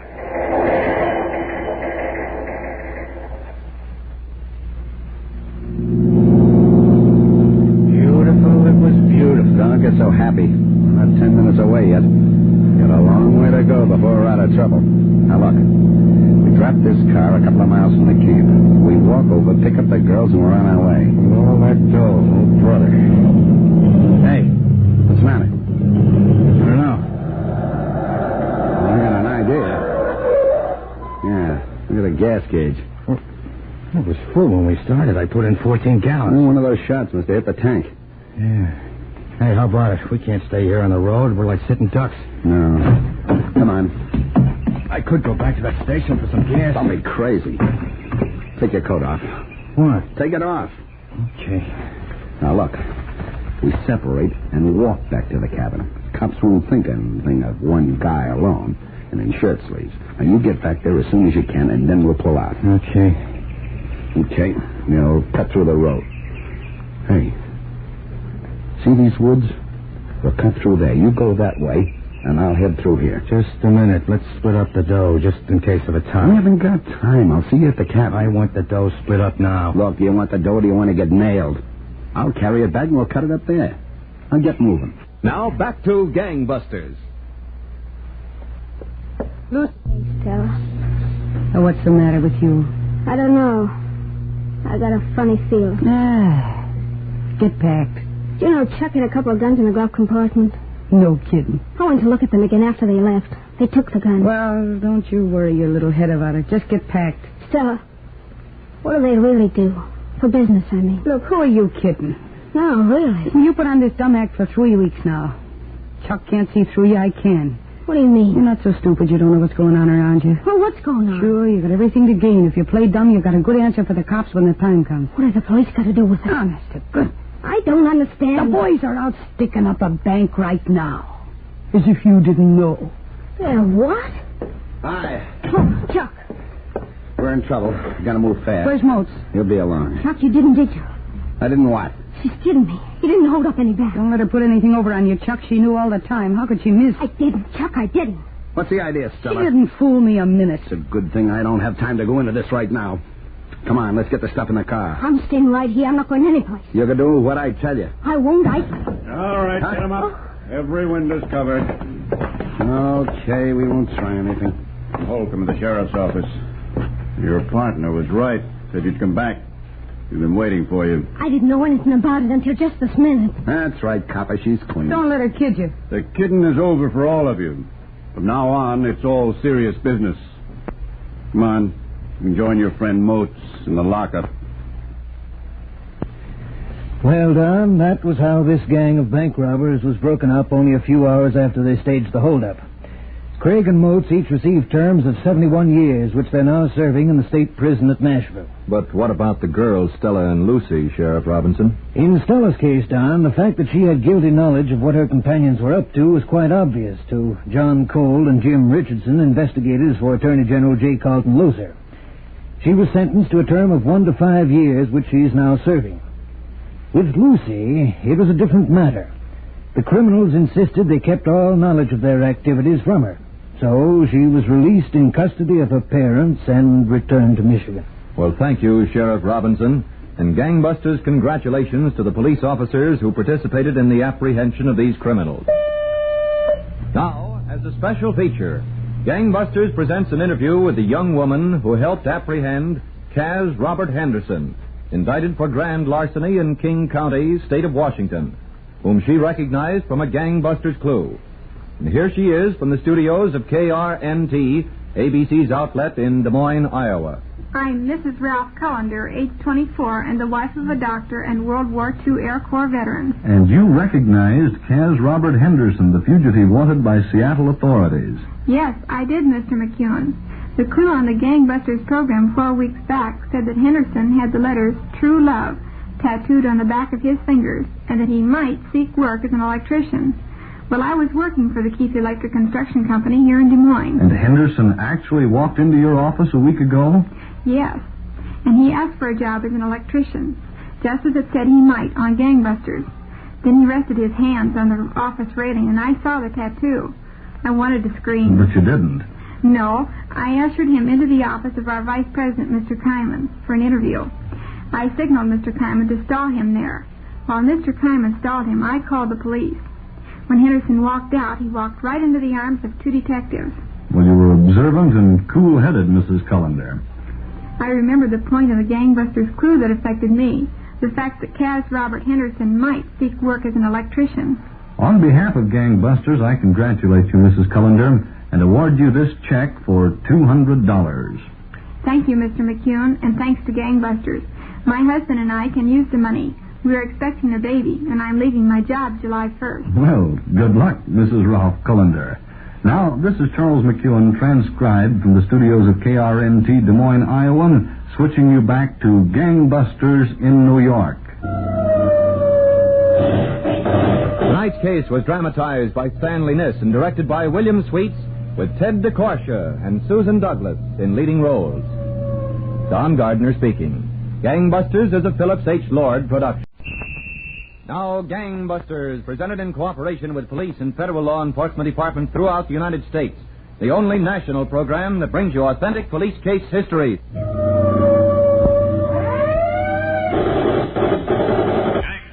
presents the case of the Tennessee Triggermen, who were skilled at kidnapping and bank robbery, but who found their secret exposed by the glove compartment of a getaway car.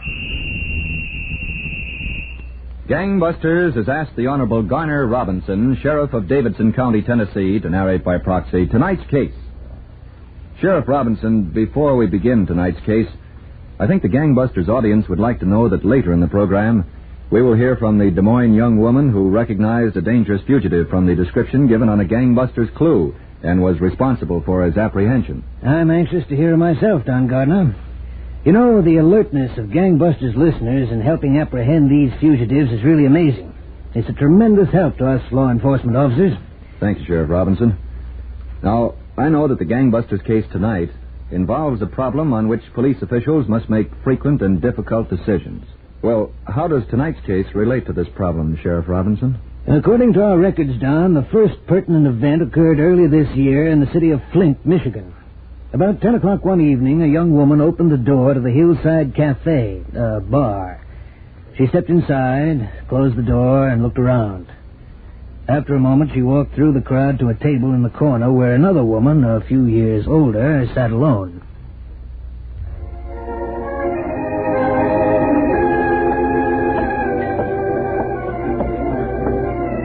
Hello, Stella. Oh. You got your bag packed? No, not yet, Stella. Don't stand there. Sit down. You want something to drink? Stella, what do you think? About what? About going. Give me a chance to get out of this town, and I'm going. There's nothing here for me but misery. Well, I'm not so happy myself, you know. But your bag isn't packed. It's different with you. You've known Andy Motes a long time. You know the kind of fellow he is and everything. I haven't been out with Chuck but only once. He thinks enough of you to ask you along, doesn't he? Sure, but... What's the matter? Don't you like him? He looks all right to me. Oh, I like him, I guess. I'm afraid. Afraid of what? Get wise to yourself, honey. You never get any place being afraid. Okay, here's your chance. Supposing he doesn't work like we want it to. Then we'll come back. What do we got to lose? Sure, you can say that. But if I leave, I've got to stay away. Worse than ever when I came back. You know something? Chuck's sort of a funny guy. I never noticed. I didn't like him at first. He looked so mean. He turned out all right, didn't he? Sure. But he still looks mean. Like it wouldn't take much to make him mad. I don't think you have to worry. Oh, gee. I'd sure like to go. And why don't you? What are you debating? All right. All right, I will. Now you're thinking straight.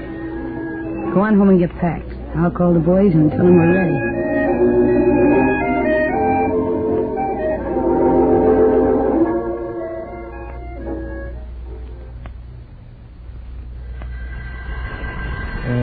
Telephone, Chuck. Well, go on, answer. Look closer. Go on, will you? Every time I sit down. Oh, there's a barber shop. You never stayed at a hotel with a barber shop? I'm looking forward to the day. Who is it? It's Stella. Hiya, baby. Chuck's there, huh? Yeah. How'd you make out? She'll go along. Okay, that solves everything. What's she say, Motes? Lucy going with us? Just a second, Stella. Yeah, Lucy's going. Stella says so. Okay, make it snappy. We've got work to do. Yeah. Hello, Stella. I gotta make it snappy. Hey, look, I'm telling you right now, honey, I don't like the idea. Who does? If it don't work, it's no skin off my back. It'll be okay, baby. Yeah, well, I'm going now to get Lucy. Where do we meet you? Just a second. Hey, Chuck, she wants to know where to meet us. Tell her to get the black sedan off the lot. Get the black sedan off the lot, baby. Yeah. Drive out the old hollow road, wait at the spot I showed her. Drive out the old hollow road and wait at the spot Chuck showed you. Okay, what time? What time, Chuck? Between midnight and a quarter after. Between midnight and a quarter after, baby. All right. We'll all be there. The sedan and Lucy and Lucy's nursemaid. Oh, baby. Come on, will you? We gotta go, Stella. I'll see you. So long. Come on, let's get moving. Just a second, Chuck. Stella don't like the idea of Lucy. Well, that makes it even. I don't like the idea of Stella. Oh, Chuck, how can you say that? She's my baby. I leave her here. It's like cutting off my pitching arm. Look, we made a bargain. No Lucy, no Stella. Well, at least Stella is wise. She knows what's going on. She knows what we're after. But this Lucy's liable to be a problem. I think she'll be my problem. Come on. The guy closes the store in 20 minutes. Wait a minute, will you? When she starts asking questions, what are you going to say? What are you going to tell her? You're a traveling salesman or something? I'm not going to say a thing, and neither are you, and neither is Stella. We stick up this guy tonight, we throw him into the car, we take him along till we meet the girls, then we dump him. Let Lucy think what she wants. But the first crack out of you or out of Stella, and the whole deal's off. Is that straight? Why do you need a dang Is like it that? straight? Yeah, it's straight. Okay. Now let's go out and make some traveling expenses.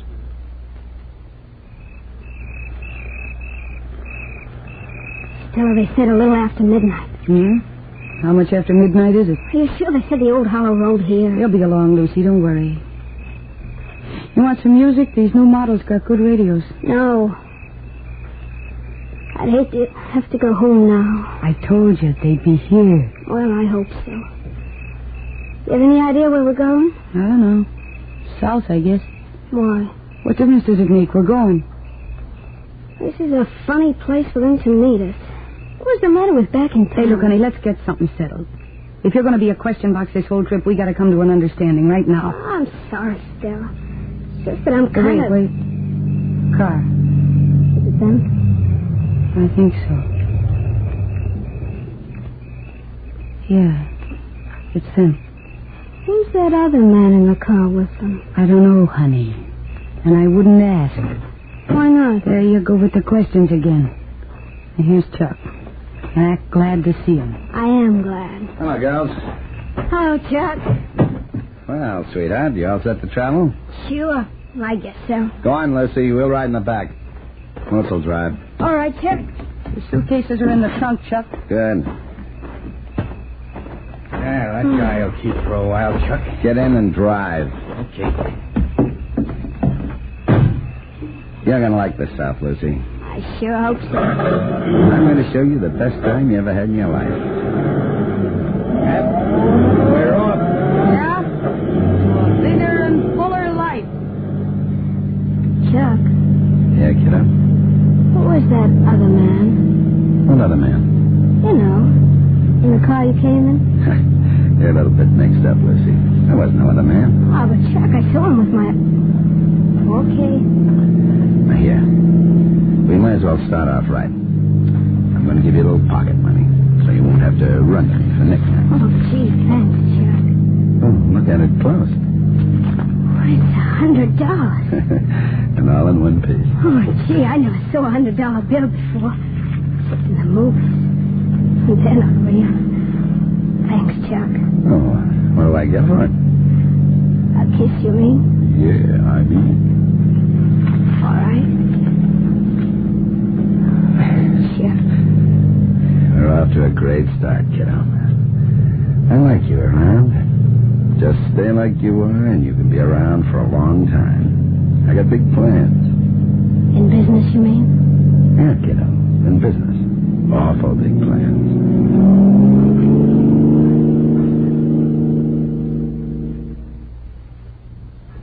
So, Don, after obtaining $2,000 in this midnight robbery in Flint, Michigan, Chuck Craig, Andy Motes, and their women companions headed south. The criminals anticipated new crimes, and the women looked forward to the adventure of travel. But all was soon to learn that a car racing bullets is anything but adventure. Now back to Gangbusters. You were telling us, Sheriff Robinson, that the criminals Chuck Craig and Andrew Motes pulled a $2,000 robbery in Flint, Michigan, then headed south in the company of the young women Stella and Lucy. That's right, Don. They drove leisurely through Indiana and Kentucky, carefully looking for hold-up victims. Finally, they arrived in Nashville, Tennessee, where one night the two couples went dancing at one of the largest nightclubs in the South. For Craig and Motes, the nightclubbing was not entirely for pleasure. They were looking the place over with a view toward staging a robbery there later. At the moment, the band had just finished a set of numbers. Waiting for Chuck and Lucy to return from the dance floor, Motes and Stella sat at their table. All right.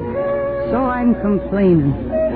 What do you expect me to do? Stella, cut it out, will you? Oh, what does he think she is? A little angel or something? Lucy can't know this. Don't let Lucy find out that. You ask me, she knows more than the three of us put together, and she's just smart enough to make herself the center of the show. Look, there's only one thing to worry about. As long as she sticks around, Chuck says you can, too. You gotta... Okay, here they come. Hey, aren't you two dancing? No, honey. I don't get any pleasure out of having this ox walk all over me. Who's an ox? Get a chance to look around the place, Mouse? What kind of a chance? How long we been here? We just spot. Yeah, he's over at the bar. Good. Look, why don't you two girls go powder your nose, huh? Sure. Come on, Lucy. Oh, gee, I want to finish my drink. Come on, honey. Let's powder our nose. All right. We'll be back right away. Okay, Motes. See if you can catch the guy's eye. Yeah, he got it. He's coming over. How much do you think we can get out of this joint, Motes? Chuck, look. What? Don't you think this Lucy business is going far enough? What do you mean, far enough? I mean, either she's with us or she ain't. I can't go peeking around corners to see if she's there before I open my mouth. I like it the way it is. Yeah, but why tie ourselves down? Stella says Who cares what Stella says? What do you see in this Lucy? She's a blank. All right, she's a blank, but she's okay for me. I like 'em that way. Quiet, here he is. Hi, fellas. What's doing? Anything? Now, sit down, Monty. Oh, yeah, thanks. I didn't want to come over with the dames here. Well, what about it? Nothing about it. I've been scouting around, see. I know this Nashville town. Know a lot of people. All right, so you know a lot of people. What about this joint? Steer clear of it. It's a bum deal. That'd be a cinch. You see, you ask my advice and you know everything. What's the matter with this place, Monty? Joint's always full of cops, city guys, deputies, you know. Lots of them come in for a good time when they're off. It's loaded with cops right now. Yeah? You'd never make it. Never in a million years. Okay. And you won't even try. Smart. We're running kind of low, Chuck. How about a bank? You got anything against banks? Looks good. We're interested. This one you got no trouble. If it's no trouble, there's no dough. Plenty of dough.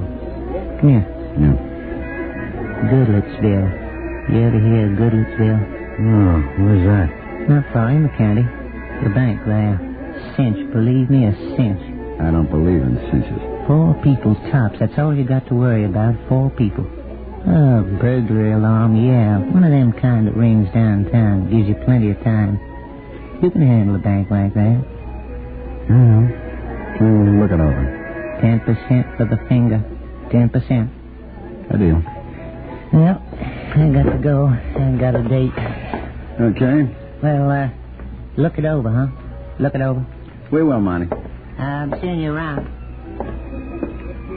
How long do you have to be in the racket before you get that way? Don't worry about him. He knows this town. He's a handy guy to have around. Yeah, but what about this bank, Chuck? No bank's a setup. Well, it sounds pretty good.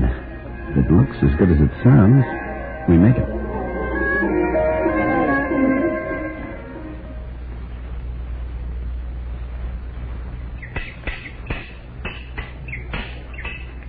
That ought to get it. Oh, Chuck, can't you fix the car after breakfast? Table's all set. We might as well wait for Maud. She'll be back any second. Oh, gee, I hope so. I'm starved. Well, guess I'll go back in the cabin and tell Scott. Wait a minute, Lucy. Yeah? Go look in the glove compartment. You'll find another pair of pliers. Get them for me, will you, honey? Sure. Hey, where did Moose go? You had something to do. So early? This golf compartment? Is there another one? Oh, I want to be sure. You want... Oh, Well, bring me the pliers. I'm waiting. I can't, Chuck. What do you mean you can't? I didn't know there were guns in there. I'm afraid to touch those guns. Guns won't bite you. What do you need them for? I didn't know you had any guns. Well, we do a lot of traveling, Davy. We gotta have them for protection. Oh. Now, you just forget about those guns. There's Moats. Whose car's that?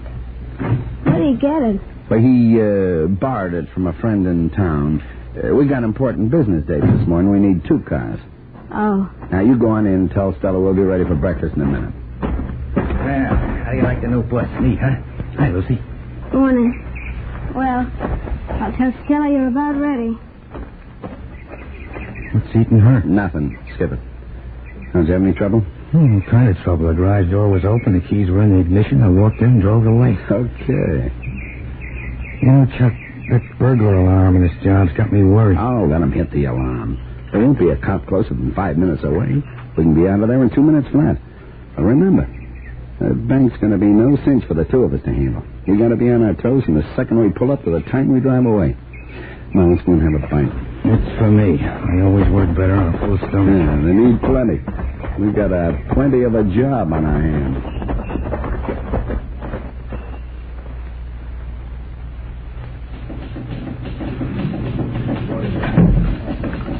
Here goes, pal. No customers, Gray. Okay, everybody stay where you are. The height. Shut up and you'll be okay. I don't want a word out of any of you. Keep quiet. Here comes a couple of customers, I think. James, lead them.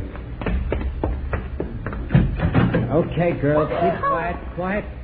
A minute, shut the door.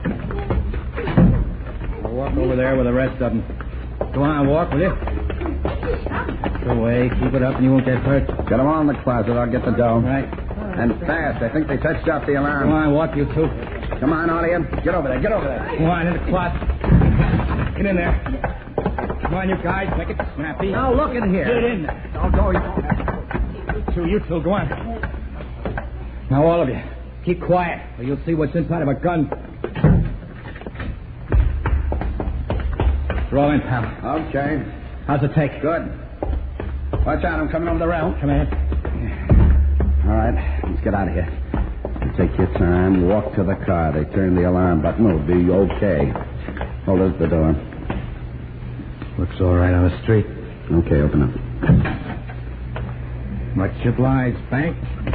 Walk to the car, easy. Looks like we're gonna make it. Go on, get it started. How much dough, boss? Get it moving. Getting it? Listen, cops, move. Not closer than 5 minutes, right? They're gonna try to cut us off. I'll fix it. Hey, they're shooting back. Move. Hey, drive with you, drive.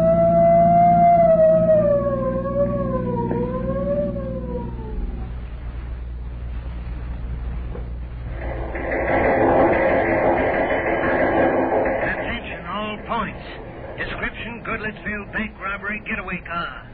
1946 Pontiac sedan, painted light blue. Tennessee license plates, last 3 numbers 105. 105. Be on alert for this car and occupants. 2 bank robbers carrying more than $7,000 in cash loot. Last seen headed toward Nashville on Dickerson Road, where bandits may abandon car.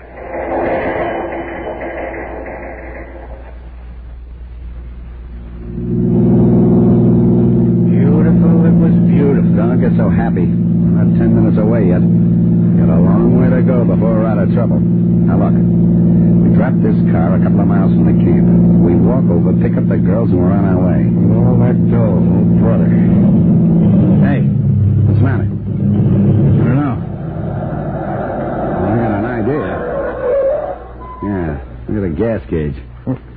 It was full when we started. I put in 14 gallons. One of those shots must have hit the tank. Yeah. Hey, how about it? We can't stay here on the road. We're like sitting ducks. No. Come on. I could go back to that station for some gas. Don't be crazy. Take your coat off. What? Take it off. Okay. Now, look. We separate and walk back to the cabin. Cops won't think anything of one guy alone and in shirt sleeves. Now, you get back there as soon as you can, and then we'll pull out. Okay. Okay. We'll cut through the road. Hey. See these woods? We'll cut through there. You go that way, and I'll head through here. Just a minute. Let's split up the dough, just in case of a tie. We haven't got time. I'll see you at the cabin. I want the dough split up now. Look, do you want the dough or do you want to get nailed? I'll carry it back and we'll cut it up there. I'll get moving. Now, back to Gangbusters. Lucy. Stella. Oh, what's the matter with you? I don't know. I got a funny feeling. Get packed. Do you know Chuck had a couple of guns in the glove compartment? No kidding. I went to look at them again after they left. They took the guns. Well, don't you worry your little head about it. Just get packed. Stella, what do they really do? For business, I mean. Look, who are you kidding? No, really. You put on this dumb act for 3 weeks now. Chuck can't see through you, I can. What do you mean? You're not so stupid you don't know what's going on around you. Well, what's going on? Sure, you got everything to gain. If you play dumb, you got a good answer for the cops when the time comes. What has the police got to do with it? Honest to good. I don't understand. The boys are out sticking up a bank right now. As if you didn't know. They're what? Hi. Oh, Chuck. We're in trouble. Gotta move fast. Where's Moats? He'll be along. Chuck, you didn't, did you? I didn't what? She's kidding me. You didn't hold up any back. Don't let her put anything over on you, Chuck. She knew all the time. How could she miss? I didn't, Chuck. I didn't. What's the idea, She Stella? didn't fool me a minute. It's a good thing I don't have time to go into this right now. Come on, let's get the stuff in the car. I'm staying right here. I'm not going anyplace. You can do what I tell you. I won't. All right, get them up. Every window's covered. Okay, we won't try anything. Holcomb at the sheriff's office. Your partner was right. Said you'd come back. We've been waiting for you. I didn't know anything about it until just this minute. That's right, copper. She's clean. Don't let her kid you. The kidding is over for all of you. From now on, it's all serious business. Come on. You can join your friend Moats in the lockup. Well, Don, that was how this gang of bank robbers was broken up only a few hours after they staged the holdup. Craig and Moats each received terms of 71 years, which they're now serving in the state prison at Nashville. But what about the girls, Stella and Lucy, Sheriff Robinson? In Stella's case, Don, the fact that she had guilty knowledge of what her companions were up to was quite obvious to John Cole and Jim Richardson, investigators for Attorney General J. Carlton Loser. She was sentenced to a term of 1 to 5 years, which she is now serving. With Lucy, it was a different matter. The criminals insisted they kept all knowledge of their activities from her. So she was released in custody of her parents and returned to Michigan. Well, thank you, Sheriff Robinson. And Gangbusters, congratulations to the police officers who participated in the apprehension of these criminals. Now, as a special feature, Gangbusters presents an interview with the young woman who helped apprehend Kaz Robert Henderson, indicted for grand larceny in King County, state of Washington, whom she recognized from a Gangbusters clue. And here she is from the studios of KRNT, ABC's outlet in Des Moines, Iowa. I'm Mrs. Ralph Cullender, age 24, and the wife of a doctor and World War II Air Corps veteran. And you recognized Kaz Robert Henderson, the fugitive wanted by Seattle authorities. Yes, I did, Mr. McEwen. The crew on the Gangbusters program 4 weeks back said that Henderson had the letters True Love tattooed on the back of his fingers and that he might seek work as an electrician. Well, I was working for the Keith Electric Construction Company here in Des Moines. And Henderson actually walked into your office a week ago? Yes, and he asked for a job as an electrician, just as it said he might on Gangbusters. Then he rested his hands on the office railing, and I saw the tattoo. I wanted to scream. But you didn't. No, I ushered him into the office of our Vice President, Mr. Kyman, for an interview. I signaled Mr. Kyman to stall him there. While Mr. Kyman stalled him, I called the police. When Henderson walked out, he walked right into the arms of 2 detectives. Well, you were observant and cool-headed, Mrs. Cullender. I remembered the point of the Gangbusters clue that affected me, the fact that Kaz Robert Henderson might seek work as an electrician. On behalf of Gangbusters, I congratulate you, Mrs. Cullender, and award you this check for $200. Thank you, Mr. McEwen, and thanks to Gangbusters. My husband and I can use the money. We are expecting a baby, and I'm leaving my job July 1st. Well, good luck, Mrs. Ralph Cullender. Now, this is Charles McEwen, transcribed from the studios of KRNT Des Moines, Iowa, switching you back to Gangbusters in New York. Tonight's case was dramatized by Stanley Niss and directed by William Sweets, with Ted DeCorsia and Susan Douglas in leading roles. Don Gardner speaking. Gangbusters is a Phillips H. Lord production.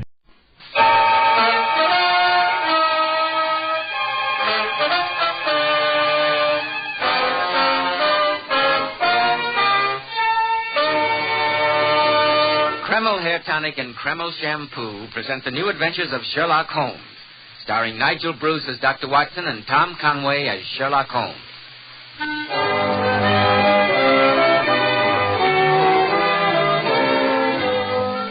Well, once again, it's time to keep that weekly appointment with our good friend and host, Dr. Watson. Good evening, Mr. Bell. Draw up your chair and settle down. Thank you. That's it. All ready with tonight's new Sherlock Holmes adventure, Dr. Yes, Watson? Bill. And as I was going over my notes on the case, I came across this. I think it might interest you. Oh, what is it? It looks like an ordinary piece of clay. It is clay, but I assure you it's very far from ordinary. This piece of dried earth enabled Sherlock Holmes to solve one of the most diabolical murders that we ever encountered. I call the case The Singular Affair of the Babbling Butler. I can hardly wait to hear the story. I'm sure that you'll wait long enough to have a word with our listeners now, won't you, Mr. Bell? Yes, Dr. Watson, but it won't take me a moment. In a recent poll, women picked the 10 best-dressed men in America. These men were all men at the top: statesmen, governors, movie stars, producers, and millionaires. And I know you'll be interested in hearing how a recent survey showed that Kreml Hair Tonic is preferred among America's top-flight executives and most successful men. But why shouldn't Kreml be? Kreml contains a special combination of hair grooming ingredients which is found in no other hair tonic. This is why Kreml gives a man's hair such a natural, well-groomed look, such a handsome, clean-cut appearance. Kreml also keeps hair neatly in place longer, with an attractive, healthy-looking luster. Yet it never leaves hair looking or feeling greasy, sticky, or dirty. After you apply Kreml, you can rub your hand over your hair, and your hair feels so delightfully clean. Notice how no greasy film comes off on your hand or on your hatband. Just use a little Kreml in the morning, and at night your hair looks as neatly groomed as when you combed it in the morning. Kreml, Kreml Hair Tonic. Now, Dr. Watson, how about the singular affair of the Babbling Butler? Well, that adventure began on a November evening many years ago. For 4 days, a dense yellow fog had virtually marooned Holmes and me in our Baker Street lodgings. The first day, the great man had spent in cross-indexing his huge book of references. The second and third had been patiently occupied upon a subject which he had recently made his hobby, the music of the Middle Ages. But when on the fourth day we still saw the heavy brown swirl drifting past us and condensing in oily drops upon the window panes, my old friend's active and impatient nature began to assert itself. He started to pace restlessly about our room in a fever of suppressed energy. Confound this fog. Oh, do stop pacing up and down, Holmes. No good getting angry with the weather. That's one problem even you can't do anything about. It isn't the weather, Watson. It's the infernal dullness of the London criminal these days. Come over here to the window. Oh, what is it, Holmes? Look out there. See how the figures loom up, are dimly seen, and then blend once more into the fog. What a night for a thief or a murderer, Watson. He could roam London as a tiger does the jungle, unseen until he pounces. It's fortunate for this community that I'm not a criminal. Yes, it is indeed. Suppose that I were Brooks, or Woodhouse, or any of the 50 men who have good reason for taking my life. How long could I survive against my own pursuit? A summons, a bogus appointment, and all would be over. What a depressing thought. The only thing that depresses me is inactivity. Why doesn't something happen? Why doesn't someone come to me with a problem? It sounds as if your prayer's been answered. I hope so. See who it is, Watson, will you? It'll save Mrs. Hudson a trip. Yes, of course. All right, Mrs. Hudson. Ask the gentleman to come up, please. This way up, sir. You wish to see Mr. Sherlock Holmes? Yes, sir, I do. Then come along in. My name's Watson, Dr. Watson, and this is Mr. Sherlock Holmes. Oh, how do you do, Mr. Holmes? Dr. Watson. My name is Jenkins. I'm butler to Sir Roderick Martin. Sir Roderick Martin? Indeed. Sit down, Jenkins. Oh, thank you, sir. Sir Roderick Martin, isn't he the theatrical producer? Yes, Watson. And he is quite famous in his own circle for his cynicism and a certain mordant wit. Your master needs my services, I presume, Jenkins? Yes, Mr. Holmes, he does. He's in desperate trouble, and he'd like you to come over to his house at once. Well, what kind of trouble is he in? Oh, please don't ask any questions, sir. Just come to the house and see for yourselves. I've long wanted to meet Sir Roderick. I believe it was he who gave currency to that pun. Though he might be more humble, there's no police like Holmes. That's all funny. No police like Holmes. I'm glad it amuses you, Watson. Oh, sir. Oh, I implore you to come. Please, gentlemen, come with me. Whatever your master's problems may be, I think I would enjoy a discussion with him. Perhaps on the topic of humility. Yes, Jenkins, we'll accompany you at once.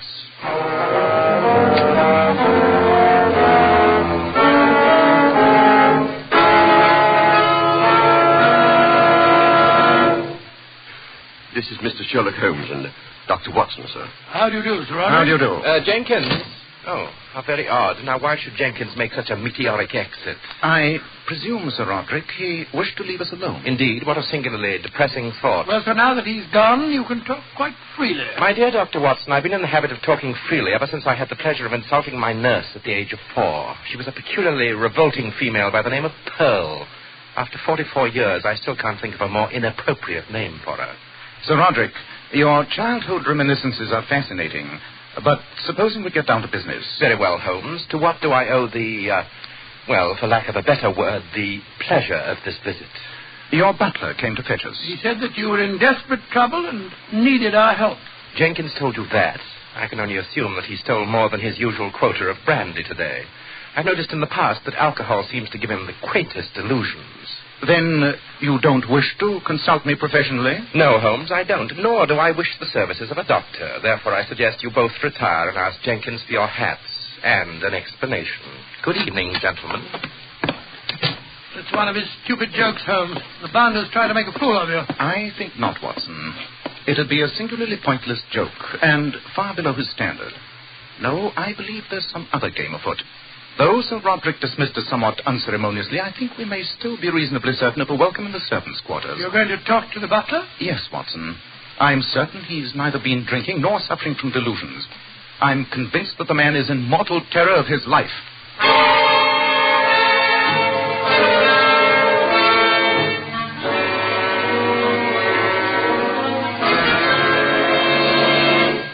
Thank heavens you came to see me, Mr. Holmes. How could we resist it when Sir Roderick told us that your entire story was a lie? Oh, you must forgive me, gentlemen. I was desperate with fear, and I had to attract your attention. But why?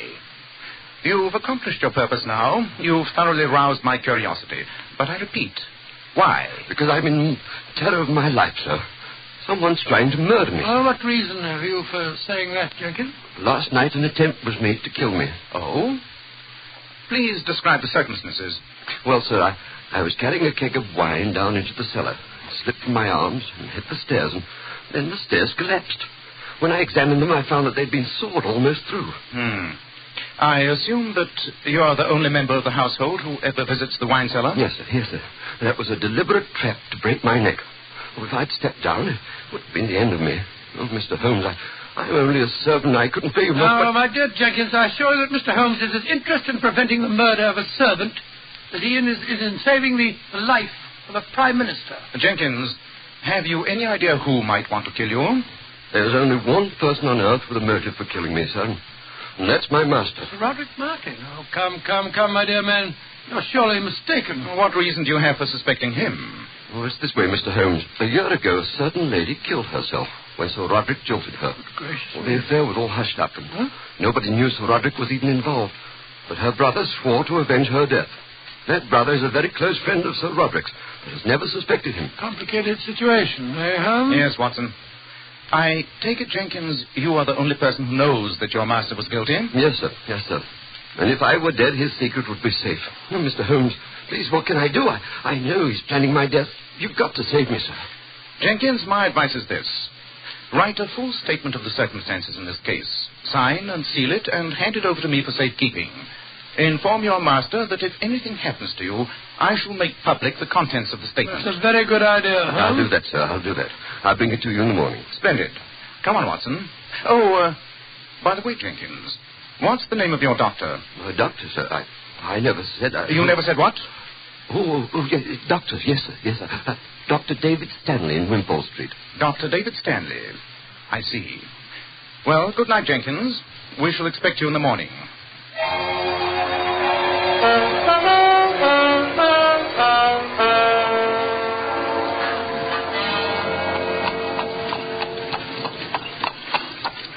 But why are we going to see Dr. Stanley?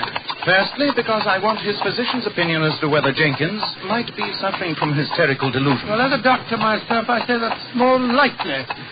I must say his actions tonight hardly seem the behavior of a sane man. When a man is badly frightened, Watson, it's sometimes hard to judge his actions by more rational standards. Incidentally, did you notice the way he started when I asked him the name of his doctor?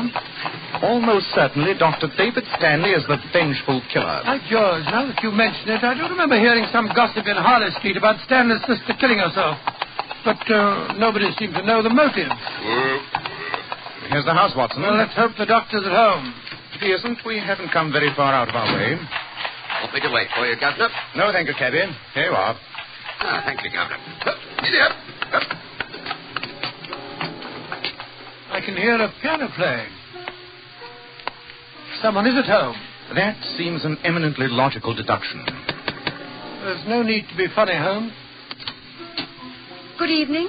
My name is Sherlock Holmes, and this is my colleague, Dr. Watson. How do you do? I'm Mrs. Stanley. We wondered if we might have a few words with your husband. With David? Well, come in, won't you, gentlemen? Mr. Holmes, you're a detective, aren't you? Yes, Mrs. Stanley.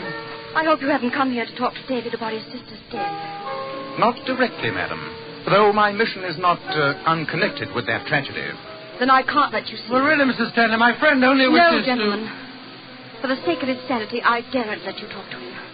Ever since his sister died, he's been like a soul tormented. Spends most of his time in there playing those frightening compositions of his on the piano. I can't let him be subjected to any more questioning about his sister. Even I daren't mention her. Sylvia, I heard voices. Who are these gentlemen? It's Mr. Sherlock Holmes and Dr. Watson, dear. How do you do, Dr. Stanley? I hope we're not intruding, sir. The great Sherlock Holmes and his friend Dr. Watson intruding? Well, of course not. I'm flattered. Come in, gentlemen. Please don't say anything about his sister's death. Don't worry, Mrs. Stanley. We won't. No, of course not. Holmes, I believe you're something of a musician. I'd like your opinion of this. David, dear, they haven't come here to listen to music. I don't care what they came here for. This is what they're going to hear.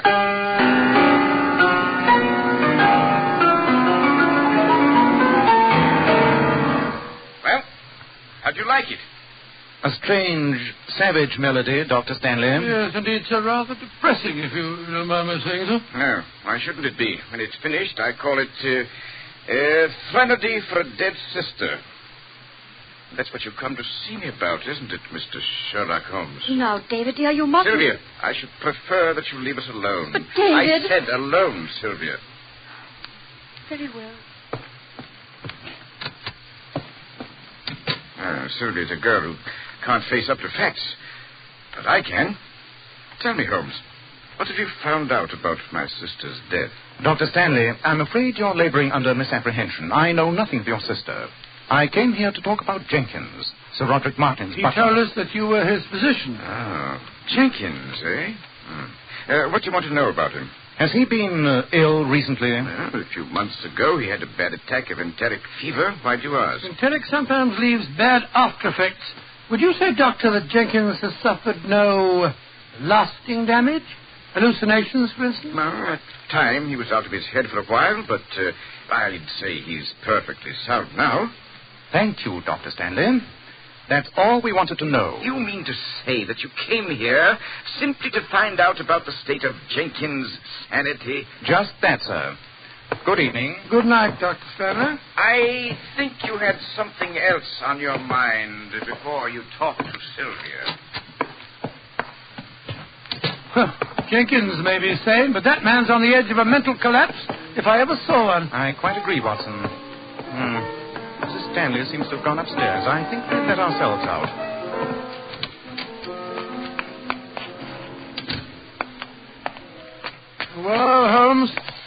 That was rather a fruitless trip. We didn't learn much there, except that Jenkins is compos mentis. I disagree, old chap. We learned a great deal more than that. Tomorrow morning I shall lose no time in calling on Sir Roderick again. That horrible fellow? For heaven's sake, why? Because he's the focal point in a grim tragedy. Inevitably, either he will kill Jenkins, or Dr. Stanley will kill him.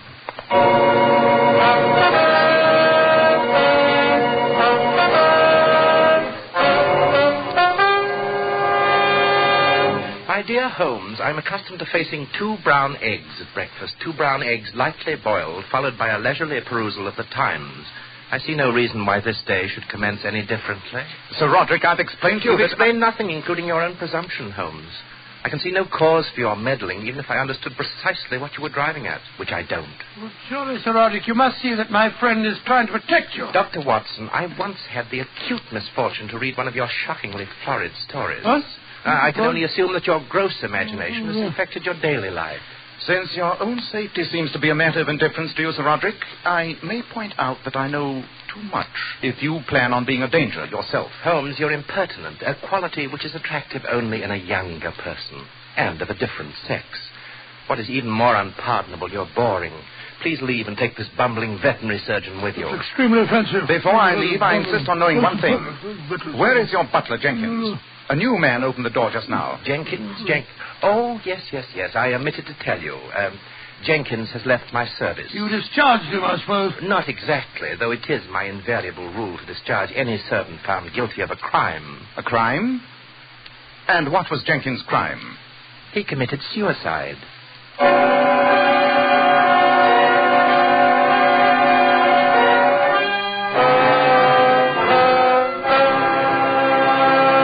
In just a moment, we shall hear more about this ironic crime of suicide. But first, men, nice-looking, attractive hair means so much to a man's appearance. And one of the first requisites of handsome, healthy-looking hair is a hygienic scalp. So start at once. Take better care of the hair you've got. Change to Kreml Hair Tonic. No other hair tonic keeps the hair more neatly in place without looking or feeling greasy. But men, Kreml does lots more than keep hair looking handsome. Its light oils have a fine lubricating effect on a dry scalp. At the same time, it removes itchy, loose dandruff. Notice how alive, how invigorated your scalp feels. And men, you like to massage Kreml on your scalp because it's such a clean hair tonic. Never feels greasy or sticky. And if your hair is so dry that it breaks and falls when you comb it, Kreml actually helps condition the hair, in that it makes it feel softer, more pliable, and look as if it had some body to it. So men, for handsome groomed hair and a more hygienic scalp, use Kreml daily. Buy a bottle of Kreml at any drugstore. Ask for an application at your barber's. Kreml, Kreml Hair Tonic. That famous modern hair tonic preferred among America's most successful men.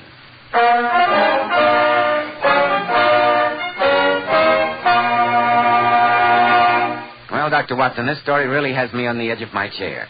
So the butler Jenkins had committed suicide? Well, that's what Sir Roderick told us, Mr. Bell, although we had great difficulty in persuading him to let us examine the dead man's room. Finally, after Sherlock Holmes had pointed out that if we couldn't handle the case, then Scotland Yard certainly would, we were allowed to visit that room of death. The evidence of suicide was apparent. After a brief examination, Holmes turned to me and said, "What do you make of it, Watson?" "Obvious signs of strychnine poisoning, Holmes.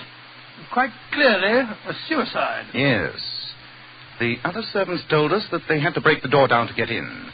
It was locked and bolted from the inside." "Your examination proved that there was no sign of the lock having been tampered with." "Precisely. And he drank the poison from this glass here by the bed. Yes, I'd say that there's been nothing in this glass but strychnine and water. Hello. What's this on the carpet?" "Looks like a piece of clay." "It is. And it bears the imprint of a heel." "From a man's boot. Look at the size." "And observe the color of the clay, Watson. This particular specimen is quite rare. I shall take it back to Baker Street and examine it." "I can't see any logic in this case, Holmes. After all, people terrified of murder don't go committing suicide." "Patience, old fellow. I'm convinced that this is one case where an arm in the laboratory may aid the solution more than all the logic in the world."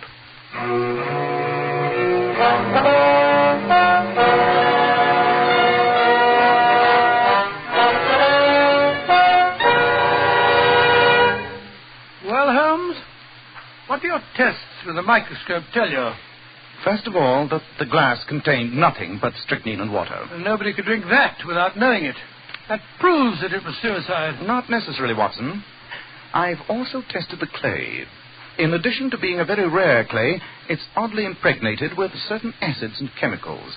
Exactly as it might be if a doctor picked it up on his heel outside his house and later went into his laboratory. A doctor? That would explain the poison. Exactly.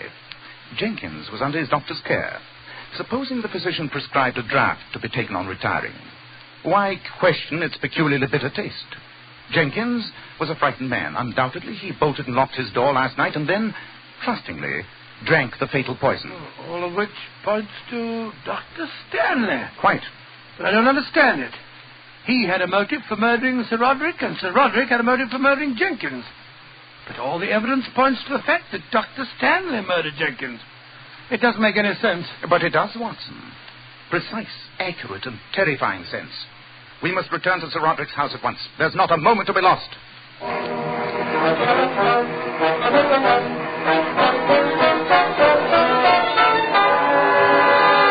Holmes, you and your friend here are positively pachydermatous. Twice I've told you to mind your own business, and yet you come back for more insults. Am I to assume that you find my personal charm so utterly irresistible? On the contrary, sir, you can assume that your personal charm utterly escapes us. Sir Roderick, the only reason we've returned is because I'm convinced you're in grave danger. As I told you before, Holmes, I'm eminently capable of taking care of myself. In any case, I'm expecting Dr. Stanley, my physician, here in a few minutes. Sir Roderick, by all you hold sacred... I hold nothing sacred, Holmes, save human life. By which, of course, I mean my own. Then, for the sake of your own life, sir, allow us to slip behind that tapestry while your doctor visits you. Behind the arras, eh? The proper place for rats, if I remember my Hamlet correctly. Oh, that's undoubtedly the doctor now. Then please let us hide. You won't regret it, I promise you. Very well, you may hide. Scurry away. Come on, Watson. Right, you're home. Come in. Roderick, I had to see you. Yes, so it would appear. Sylvia, if you have to come making dramatic entrances in my house at an hour that virtually represents the crack of dawn, I do wish you'd take a little more pains with your ensemble. Roderick, Your dress is only suitable for tea and crumpets with the vicar's wife at Tooting Bec. Oh, Roderick, stop trying to be facetious. I came here because I had to talk to you before David got here. Well, I'm expecting him at any moment. I know that. You're his closest friend, Roderick. You've got to do something for him. He's ill. He's mentally unbalanced. All he thinks about and talks about and dreams about is Angela. He's even composed a horrible piece of music that he calls... Sylvia! David! What are you doing here? Everyone's being extraordinarily melodramatic this morning. It's a pity, David, but you have not caught your wife and me in a compromising situation. Chiefly, I admit, because I find her somewhat colorless. Roderick, how dare you? I suggest you leave us, my dear. You... I believe the word you're groping for is beast. You beast! Roderick, you put up a convincing caricature of being the inhuman man of the world. But if people only knew how you'd stood by me during the past year... No, David, this has been a most emotional morning. For heaven's sake, don't you become lachrymose. I'm not. I'm just saying that if you hadn't stood by me since Angela's death, I don't know what I'd have done. You'd probably been back on your feet long before this, but you came here this morning in your professional capacity, David. Yes, I know, Roderick. How are you feeling? I don't like your color. I don't like my symptoms. I can't sleep. My nerves have been more than usually on edge for the past 3 weeks, David. You promised me some medicine, you know. I brought it with me. It's in my bag here. Do you have a glass and some water? Yes, on the sideboard there. Good. This will steady you up quite a bit. Now, I'll add a little water. So, here you are, Roderick. Drink this. I wouldn't, Sir Roderick. It won't do much good to the only thing you hold sacred. Sherlock Holmes. What are you doing here? Your opening conversation begins to become somewhat monotonous, Dr. Stanley. I'm here because I don't like to see murder committed, even Sir Roderick. You mean that Dr. Stanley just tried to poison him? Certainly. Just as he poisoned the butler, Jenkins. Mr. Holmes, he has no motive. I tried to protect Jenkins against Sir Roderick.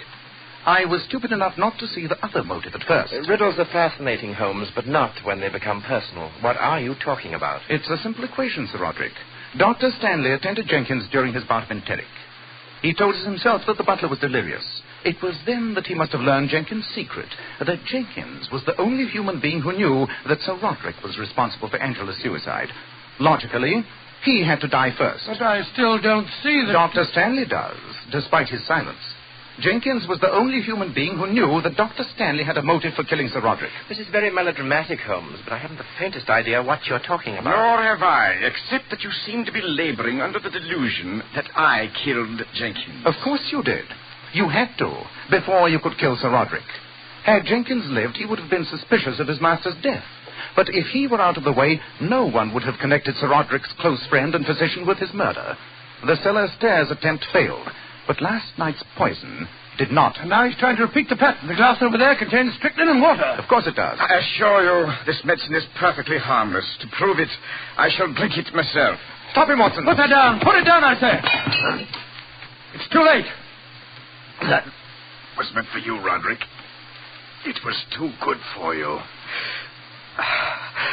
Considering the way you treated my sister, Angela.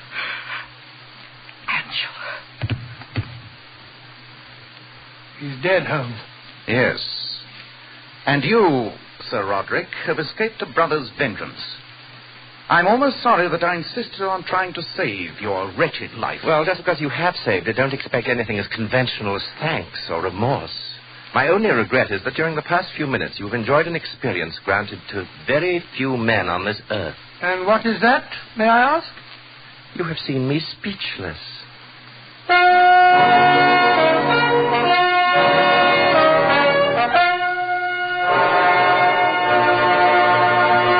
In just a moment, Dr. Watson will be back to tell us about next week's story. Ladies, here's some very important beauty advice from some of the world's most divinely beautiful women. Powers models. Girls who are famous for their shining, bright, lustrous hair. Powers models wash their hair with Kreml shampoo. This amazingly beautifying shampoo has been especially developed to actually glamour bathe each tiny strand of hair so that it fairly radiates natural, dazzling highlights. Kreml shampoo leaves the hair simply abundant with natural glossy luster.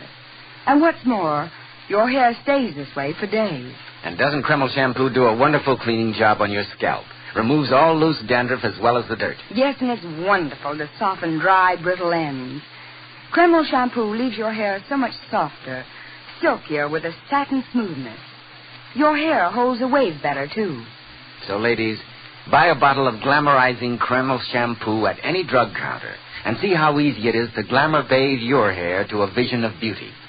How easy it is now to have naturally lustrous, glossy hair. Kreml, Kreml shampoo.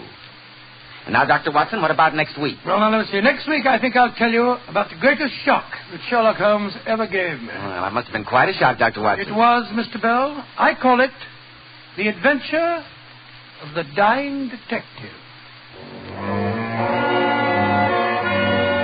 Tonight's new Sherlock Holmes adventure was written by Dennis Green and Anthony Boucher and was suggested by an incident in Sir Arthur Conan Doyle's story, The Bruce Partington Plan. The music was composed and conducted by Alex Steinert. Nigel Bruce appeared by permission of California Pictures, Tom Conway through the courtesy of Eagle Lion Pictures. This is Joseph Bell speaking for Kreml Hair Tonic and Kreml Shampoo and inviting you to be with us next week at this same time when Dr. Watson will tell us about The Dying Detective.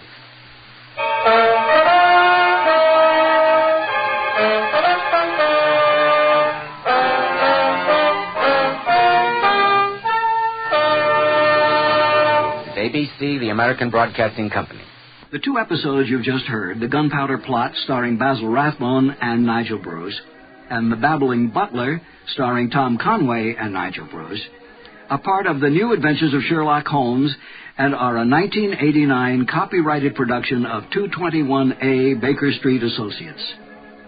The Sherlock Holmes stories and the characters of Sherlock Holmes and Dr. John H. Watson were created by Sir Arthur Conan Doyle and are used with the kind permission of Dame Jean Conan Doyle.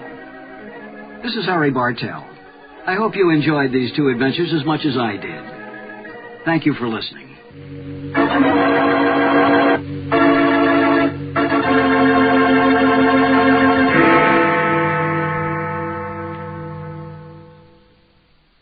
Crime does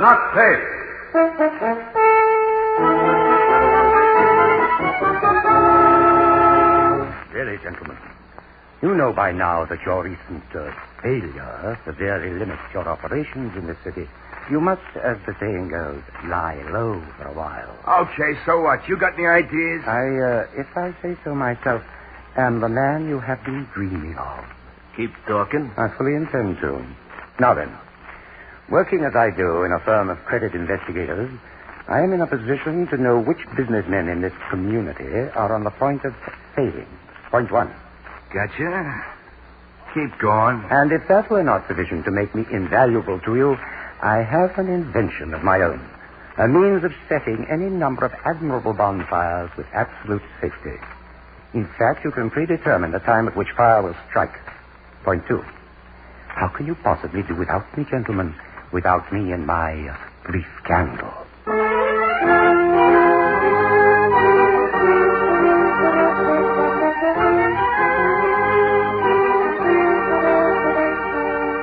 In the interest of good citizenship and law enforcement, we present Crime Does Not Pay, based on the famous Metro-Goldwyn-Mayer series of short subjects. In just a moment, you will hear The Celluloid Candle, starring Ralph Forbes.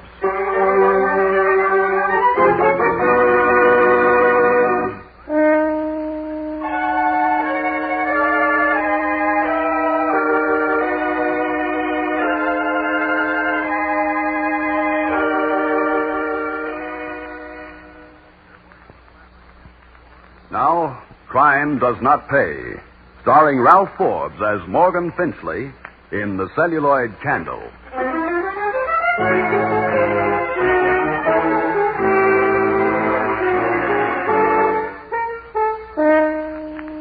There are certain segments of organized crime, the underworld as we like to call it, whose functions in the vast and frightening structure of theft and death are purely service functions. Infamous Murder Incorporated was a segment like that. Their service was obvious in their name. And there are similar groups whose work run the gamut from stealing cars to arson and worse. Sparks Davis and Matches Andrews were a service organization. Their nicknames described their work. And both Sparks and Matches were very proud of their results. As they like to put it, Baby, when we blow them, they stay in peace. What's left of them, and the insurance company pays. Yeah, now spread the kerosene, Matches. That watchman will be back soon. We got 20 minutes yet. I plotted his route when we cased the joint. Yeah, but we don't want him caught in the sea. That could be a murder rap. You should have been a lawyer. You and your legal worries. What do we got a mouthpiece for? Okay, kerosene's done. I want to get out of here and out of this neighborhood. But what do you think this place is going to make? Let it run high. Hey, what's the chances of a big noise, huh? With all the dust that sticks around a joint like this, plenty. We do this right, they'll call it spontaneous combustion. They won't even look for nothing. Okay, then. Ready? Wait a minute, let me check. Kerosene, you done? Yeah. I stuck the gasoline in the right places. Okay. So all we gotta do is throw the match.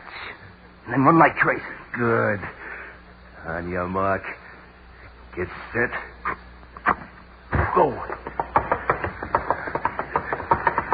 She took good. Say you win. Just run. All right. Slow down. You want a cop to haul us in? Yeah, nobody around this time of night. Sure, so how will you explain running, huh? Use your head, you dope.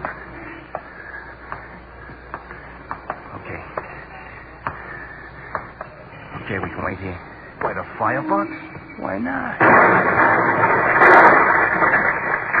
There she goes. Now it's my turn to have fun. That does it. You like to play with matches? Me, I love to pull an alarm box. Okay, let's scram matches before the fire boys start whooping up the street. Right. Hey, ain't that a pretty one, though? 3 alarms, or I ain't no expert. And we'll collect on this one, sure.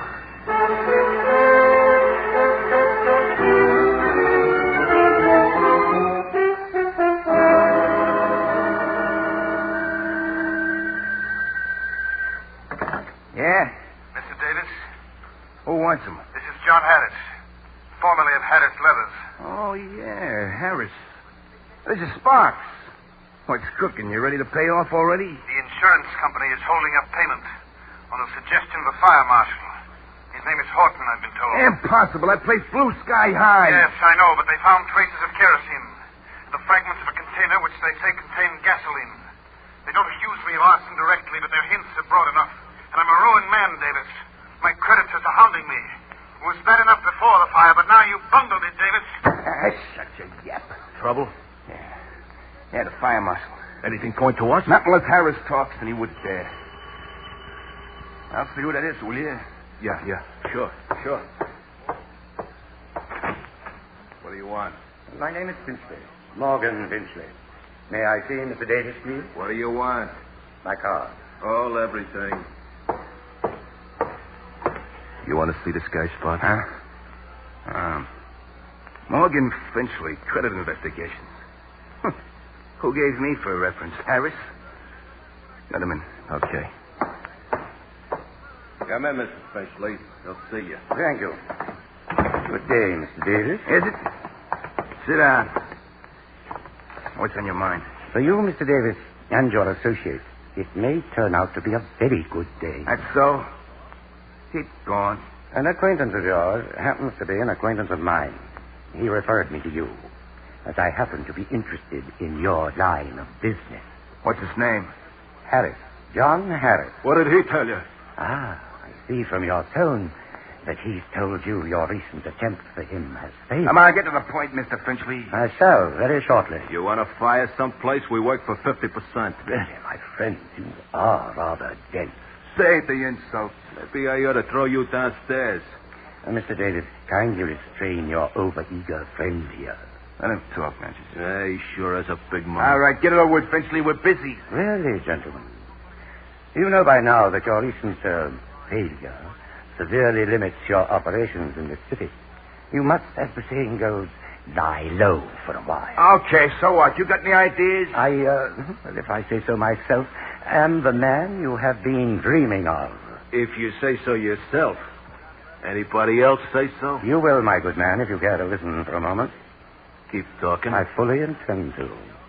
Now then, working as I do in a firm of credit investigators, I am in a position to know which businessmen in this community are on the point of failing.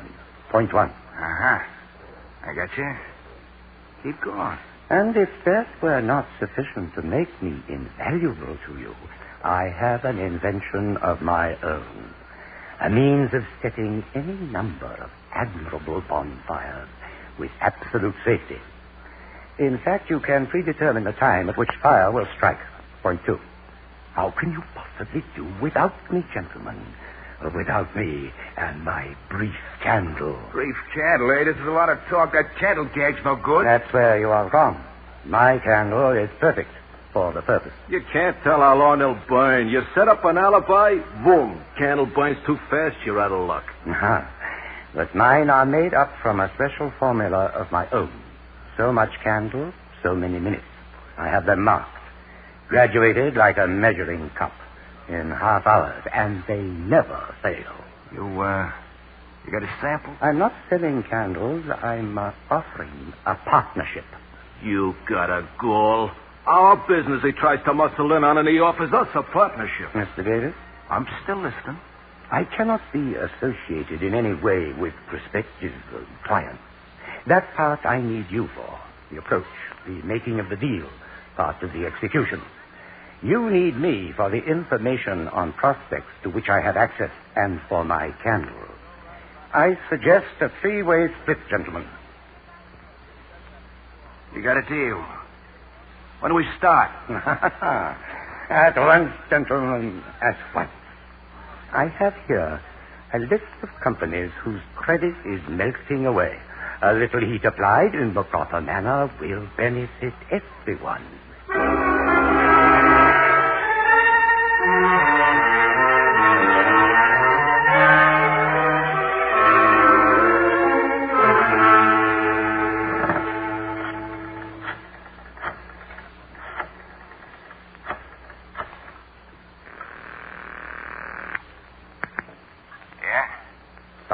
my good man? Who else? Shoot.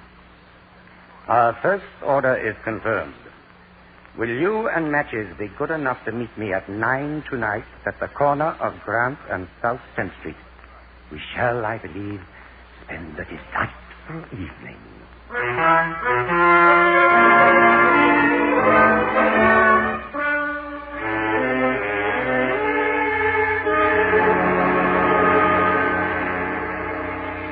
Well, not bad for one evening's work. 3 evenly distributed piles of green bill. He likes money. He's human after all. Ain't we all? I trust you have observed the promptitude of the insurance company, mute witness to the security provided by my method of setting a fire. Why don't you get it patented? Your sarcasm is both heavy-handed and misplaced, my friend. As long as I alone retain the secret of the measured candles, I need no further protection. Do I, gentlemen?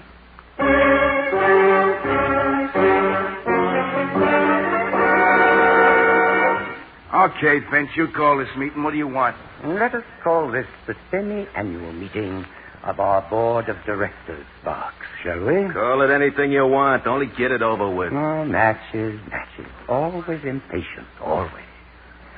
Shall we call the meeting to order? What's on your mind, Finch? We've been together now for 6 months. Am I correct? Yeah, just about. Each of us has rather a decent bank balance. Correct? So what? That any reason to drag us out to the middle of no place because you want to have a meeting by candlelight? I selected this abandoned building in a secluded section as a particularly appropriate setting for what I have in mind. I don't like the smell of this. Nor would you like the substance, Sparks, my friend. You see, we have all grown wealthy on the information and the method I have supplied. I think it is true that without me, you would no longer be operating. Now he's taking bows. From now on, I'm taking more than bows, gentlemen. From now on, I'm taking half the income. You two may split the other half any way you choose. What? You think we'll let you get away with that? You have no choice, gentlemen. I have just elected myself majority stockholder and chairman of the board. Although I doubt if the Wall Street Journal will make mention of the fact. Now I am going to bust you and right in the snook. I have grave doubts about that, Matthews. So you play with guns, too? Why not? Only I'm not playing. I'm quite serious. Put the heater away, Finch. You can't get away with this. Can't I? May I point out that the candle on the table is one of my own. It is a 3-hour candle. 3 hours from now, I shall be quietly ensconced in my bed after a stop at a nearby tea shop and a brief conversation with my landlady when I arrive home. You two, unless you promise to behave, will be here. All right, get him, Matthew, with pleasure. You see, Sparks, I'm quite serious. Just let me get my hands on you. Naturally not. And since you are the only witness to the death of poor, stupid Matches... Oh.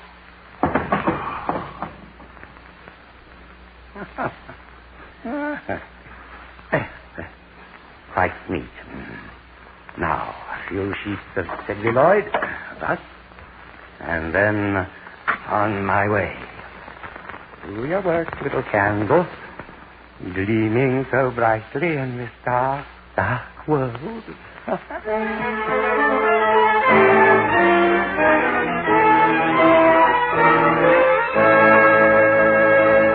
In just a moment, Crime Does Not Pay will continue with the Celluloid Candle.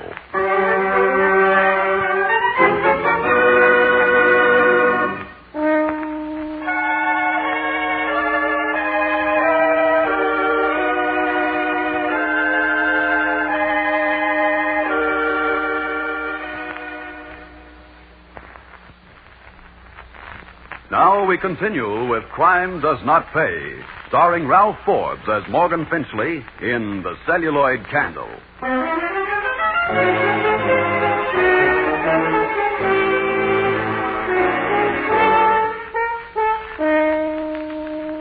course, be pleasant to report that Morgan Finchley walked out of his meeting with the unfortunate sparks and matches directly into the arms of the proper authorities.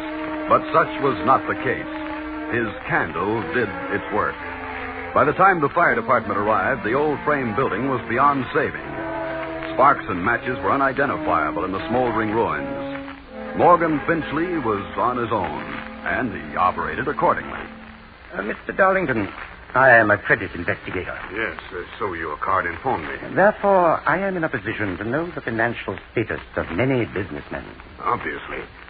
But what you have to do with me, I hardly see. I think you do see, Mr. Darlington. Darlington Mills are on the verge of bankruptcy. What are you driving at, Finchley? I have the means to rescue you from your predicament, Mr. Darlington. Then you're a genius. In some respects, yes. You see, I happen to know that you are rather heavily insured. Fire insurance, Mr. Darlington. Ridiculous. You'd never get away with it. Perhaps you have heard of the Union Shirt Factory, the stateside chemical company, the Master Tailor clothing plant. You set those fires? Oh, let's not be crudely direct, Mr. Darlington. Let us say rather that I was part of the modus operandi which enabled those companies to collect sufficient insurance to get back on their feet. Well, if you did that, you are a genius. I consider myself rather a benefactor of humanity, Mr. Darlington. You see, without my efforts, many people would now be out of work.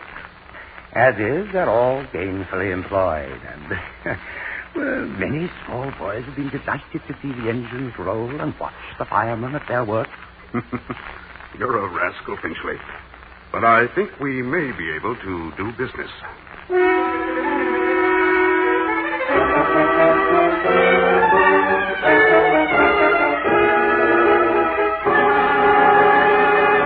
Really, gentlemen, I see no cause for this summary treatment. Why have I been brought here? I'm the fire marshal, Darlington. Horton's the name. This is Sergeant Newell, homicide detail. How do you do, Mr. Darlington? Yes, how do you do? I'd still like to know why we sent a radio car for you. Yes, I'm a busy man. A new site for my factory. I must see the insurance company. I see, yes, the insurance. Well, it won't be paid just yet, Mr. Darlington. I've requested the company to withhold payment. You've exceeded your authority. Have I? When my men searching the remains of your plant found the main sprinkler valve intact and closed, Mr. Darlington. I don't quite follow. I think you do. I think you know that whoever set that fire for you closed that valve before the incendiary material went off. I had no such idea. And perhaps you had no idea, Darlington, that a fireman was killed inside your factory. What? I had no idea. The fact was kept out of the newspapers at the request of homicide. A death caused by a fire of incendiary origin, Darlington, changes the charge from arson to murder. That's why you're here? That's why you're here, too. But this is... It's ridiculous. I wasn't even near the place. You think we're complete fools, Darlington? But why me? Because you were on the edge of ruin, Darlington. This we know. It's more than arson now. It's murder. Now, if you tell us, we might let you plead to an attempt to defraud. If not, you'll face arson and conspiracy charges. And the murder charge. Now, who set that fire for you? We'll find out anyway, Darlington, so you better talk. We mean business talk, or we booked you for murder. Now, stop stalling. You're caught and you know it. All right, gentlemen. I'll talk. Will you repeat what you're going to say to a stenographer? Yes. Yes, of course. All right, start talking. His name is Morgan Finchley. He works for a credit firm. Which one? I don't know. Undoubtedly an alias, anyway. All right, Darlington, go on. Well, he made an offer. He knew how close to the edge I was. And, heaven help me, I took the offer. It looked like a way out. I never thought anyone would get hurt. That's what they all say. They never thought. Can you identify this man? If I ever see him again, I hope you will. I sincerely hope you will. Meanwhile, you'll be watched, Darlington. If he attempts to contact you, let me know, and we'll tell you what to do. Is that all? Except that I have to go to that fireman's funeral. That's all for now.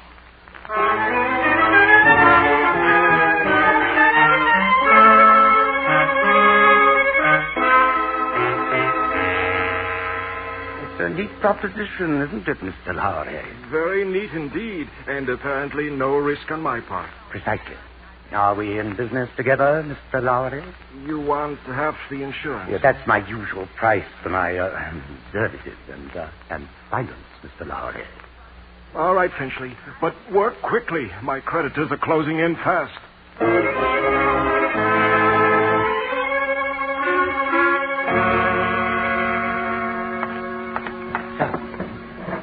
Sprinklers turned off. Windows just right for a good draft. Candle and celluloid protected from the open window. And all these inflammable. Lovely, lovely, just lovely. Now, small candle flame in the gloom. How pretty. To paraphrase the bard, burn, burn, brief candle, lights but a walking shadow. A poor player that struts and frets his hour upon the stage and then burns no more. It is a tale told by an idiot full of sound and fury, signifying nothing. On your way, Morgan Finchley. I wonder what poor old Matches would have thought of my erudition.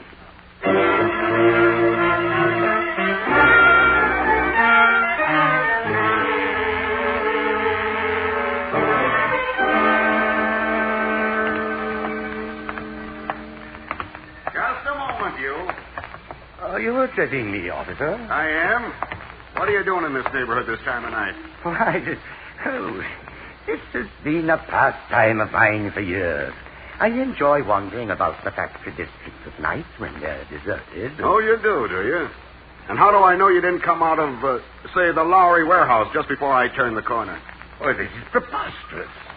I'm a respectable citizen. I will not be treated like a common criminal. Sorry, mister. We got orders.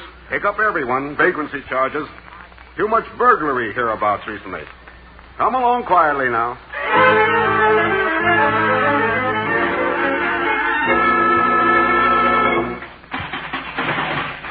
I demand the jailer. I demand to know what I'm held for. A citizen has a right to know the charge placed against him. Jailer! Jailer! All right, quiet, you. Quiet. I've never been treated like this in my life. My pockets emptied, incarcerated, ignored. Makes the third degree. Well, at long last. At long last indeed. This way. Where's my property? You'll see Sergeant Newell. Is that the red-faced person behind the desk? You'll find out. Save the conversation. In here.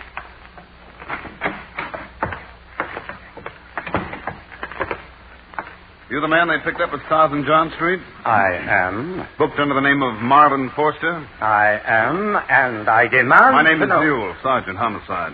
This is Fire Marshal Horton. Well, I am honored, gentlemen. Are you? I'm afraid I do not understand your attitude, gentlemen. I am a respectable citizen. Who set fire to the Lowry warehouse tonight? The Lowry? Oh. The place your good policeman accused me of breaking and entering. It caught fire less than 1 hour after you were picked up.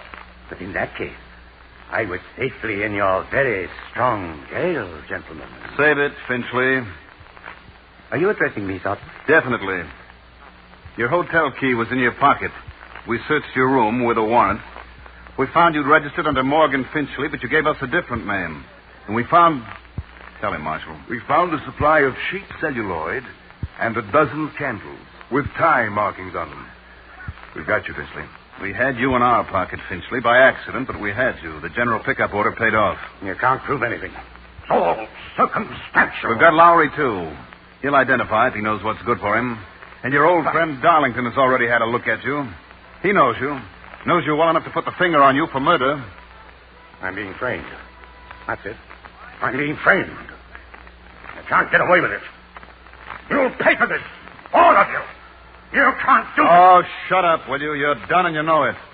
Now throw him back in his cell and take away his tie, belt, and shoelaces. This is one arson bug who's really going to burn.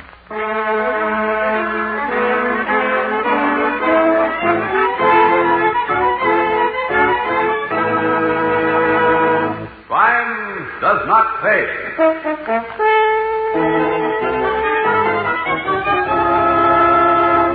Ralph Forbes, who will star as Morgan Finchley in The Celluloid Candle, will be back with you in just a moment.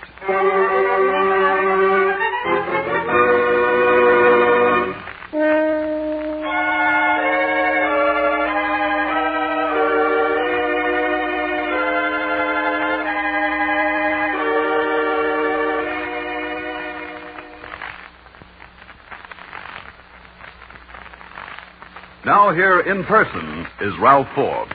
Men like Morgan Finchley could not operate unless so-called honest citizens, in moments of weakness or worse, decide to make use of their nefarious skills. Think about this a moment. Think of the losses involved to every one of us in property, self-respect, and the added taxes demanded for increased law enforcement. Think of it this way, and you'll see that for everyone, everywhere, not merely the criminal, crime does not pay. Thank you, Mr. Forbes. Crime Does Not Pay is written by Ira Marion and directed by Mark Z. Loeb, with music composed and conducted by John Gard. Technical advisor is Burton B. Turkis. The events, characters, and names used in the story you've just heard are fictitious. Any similarity is purely coincidental. This is Bob Williams speaking.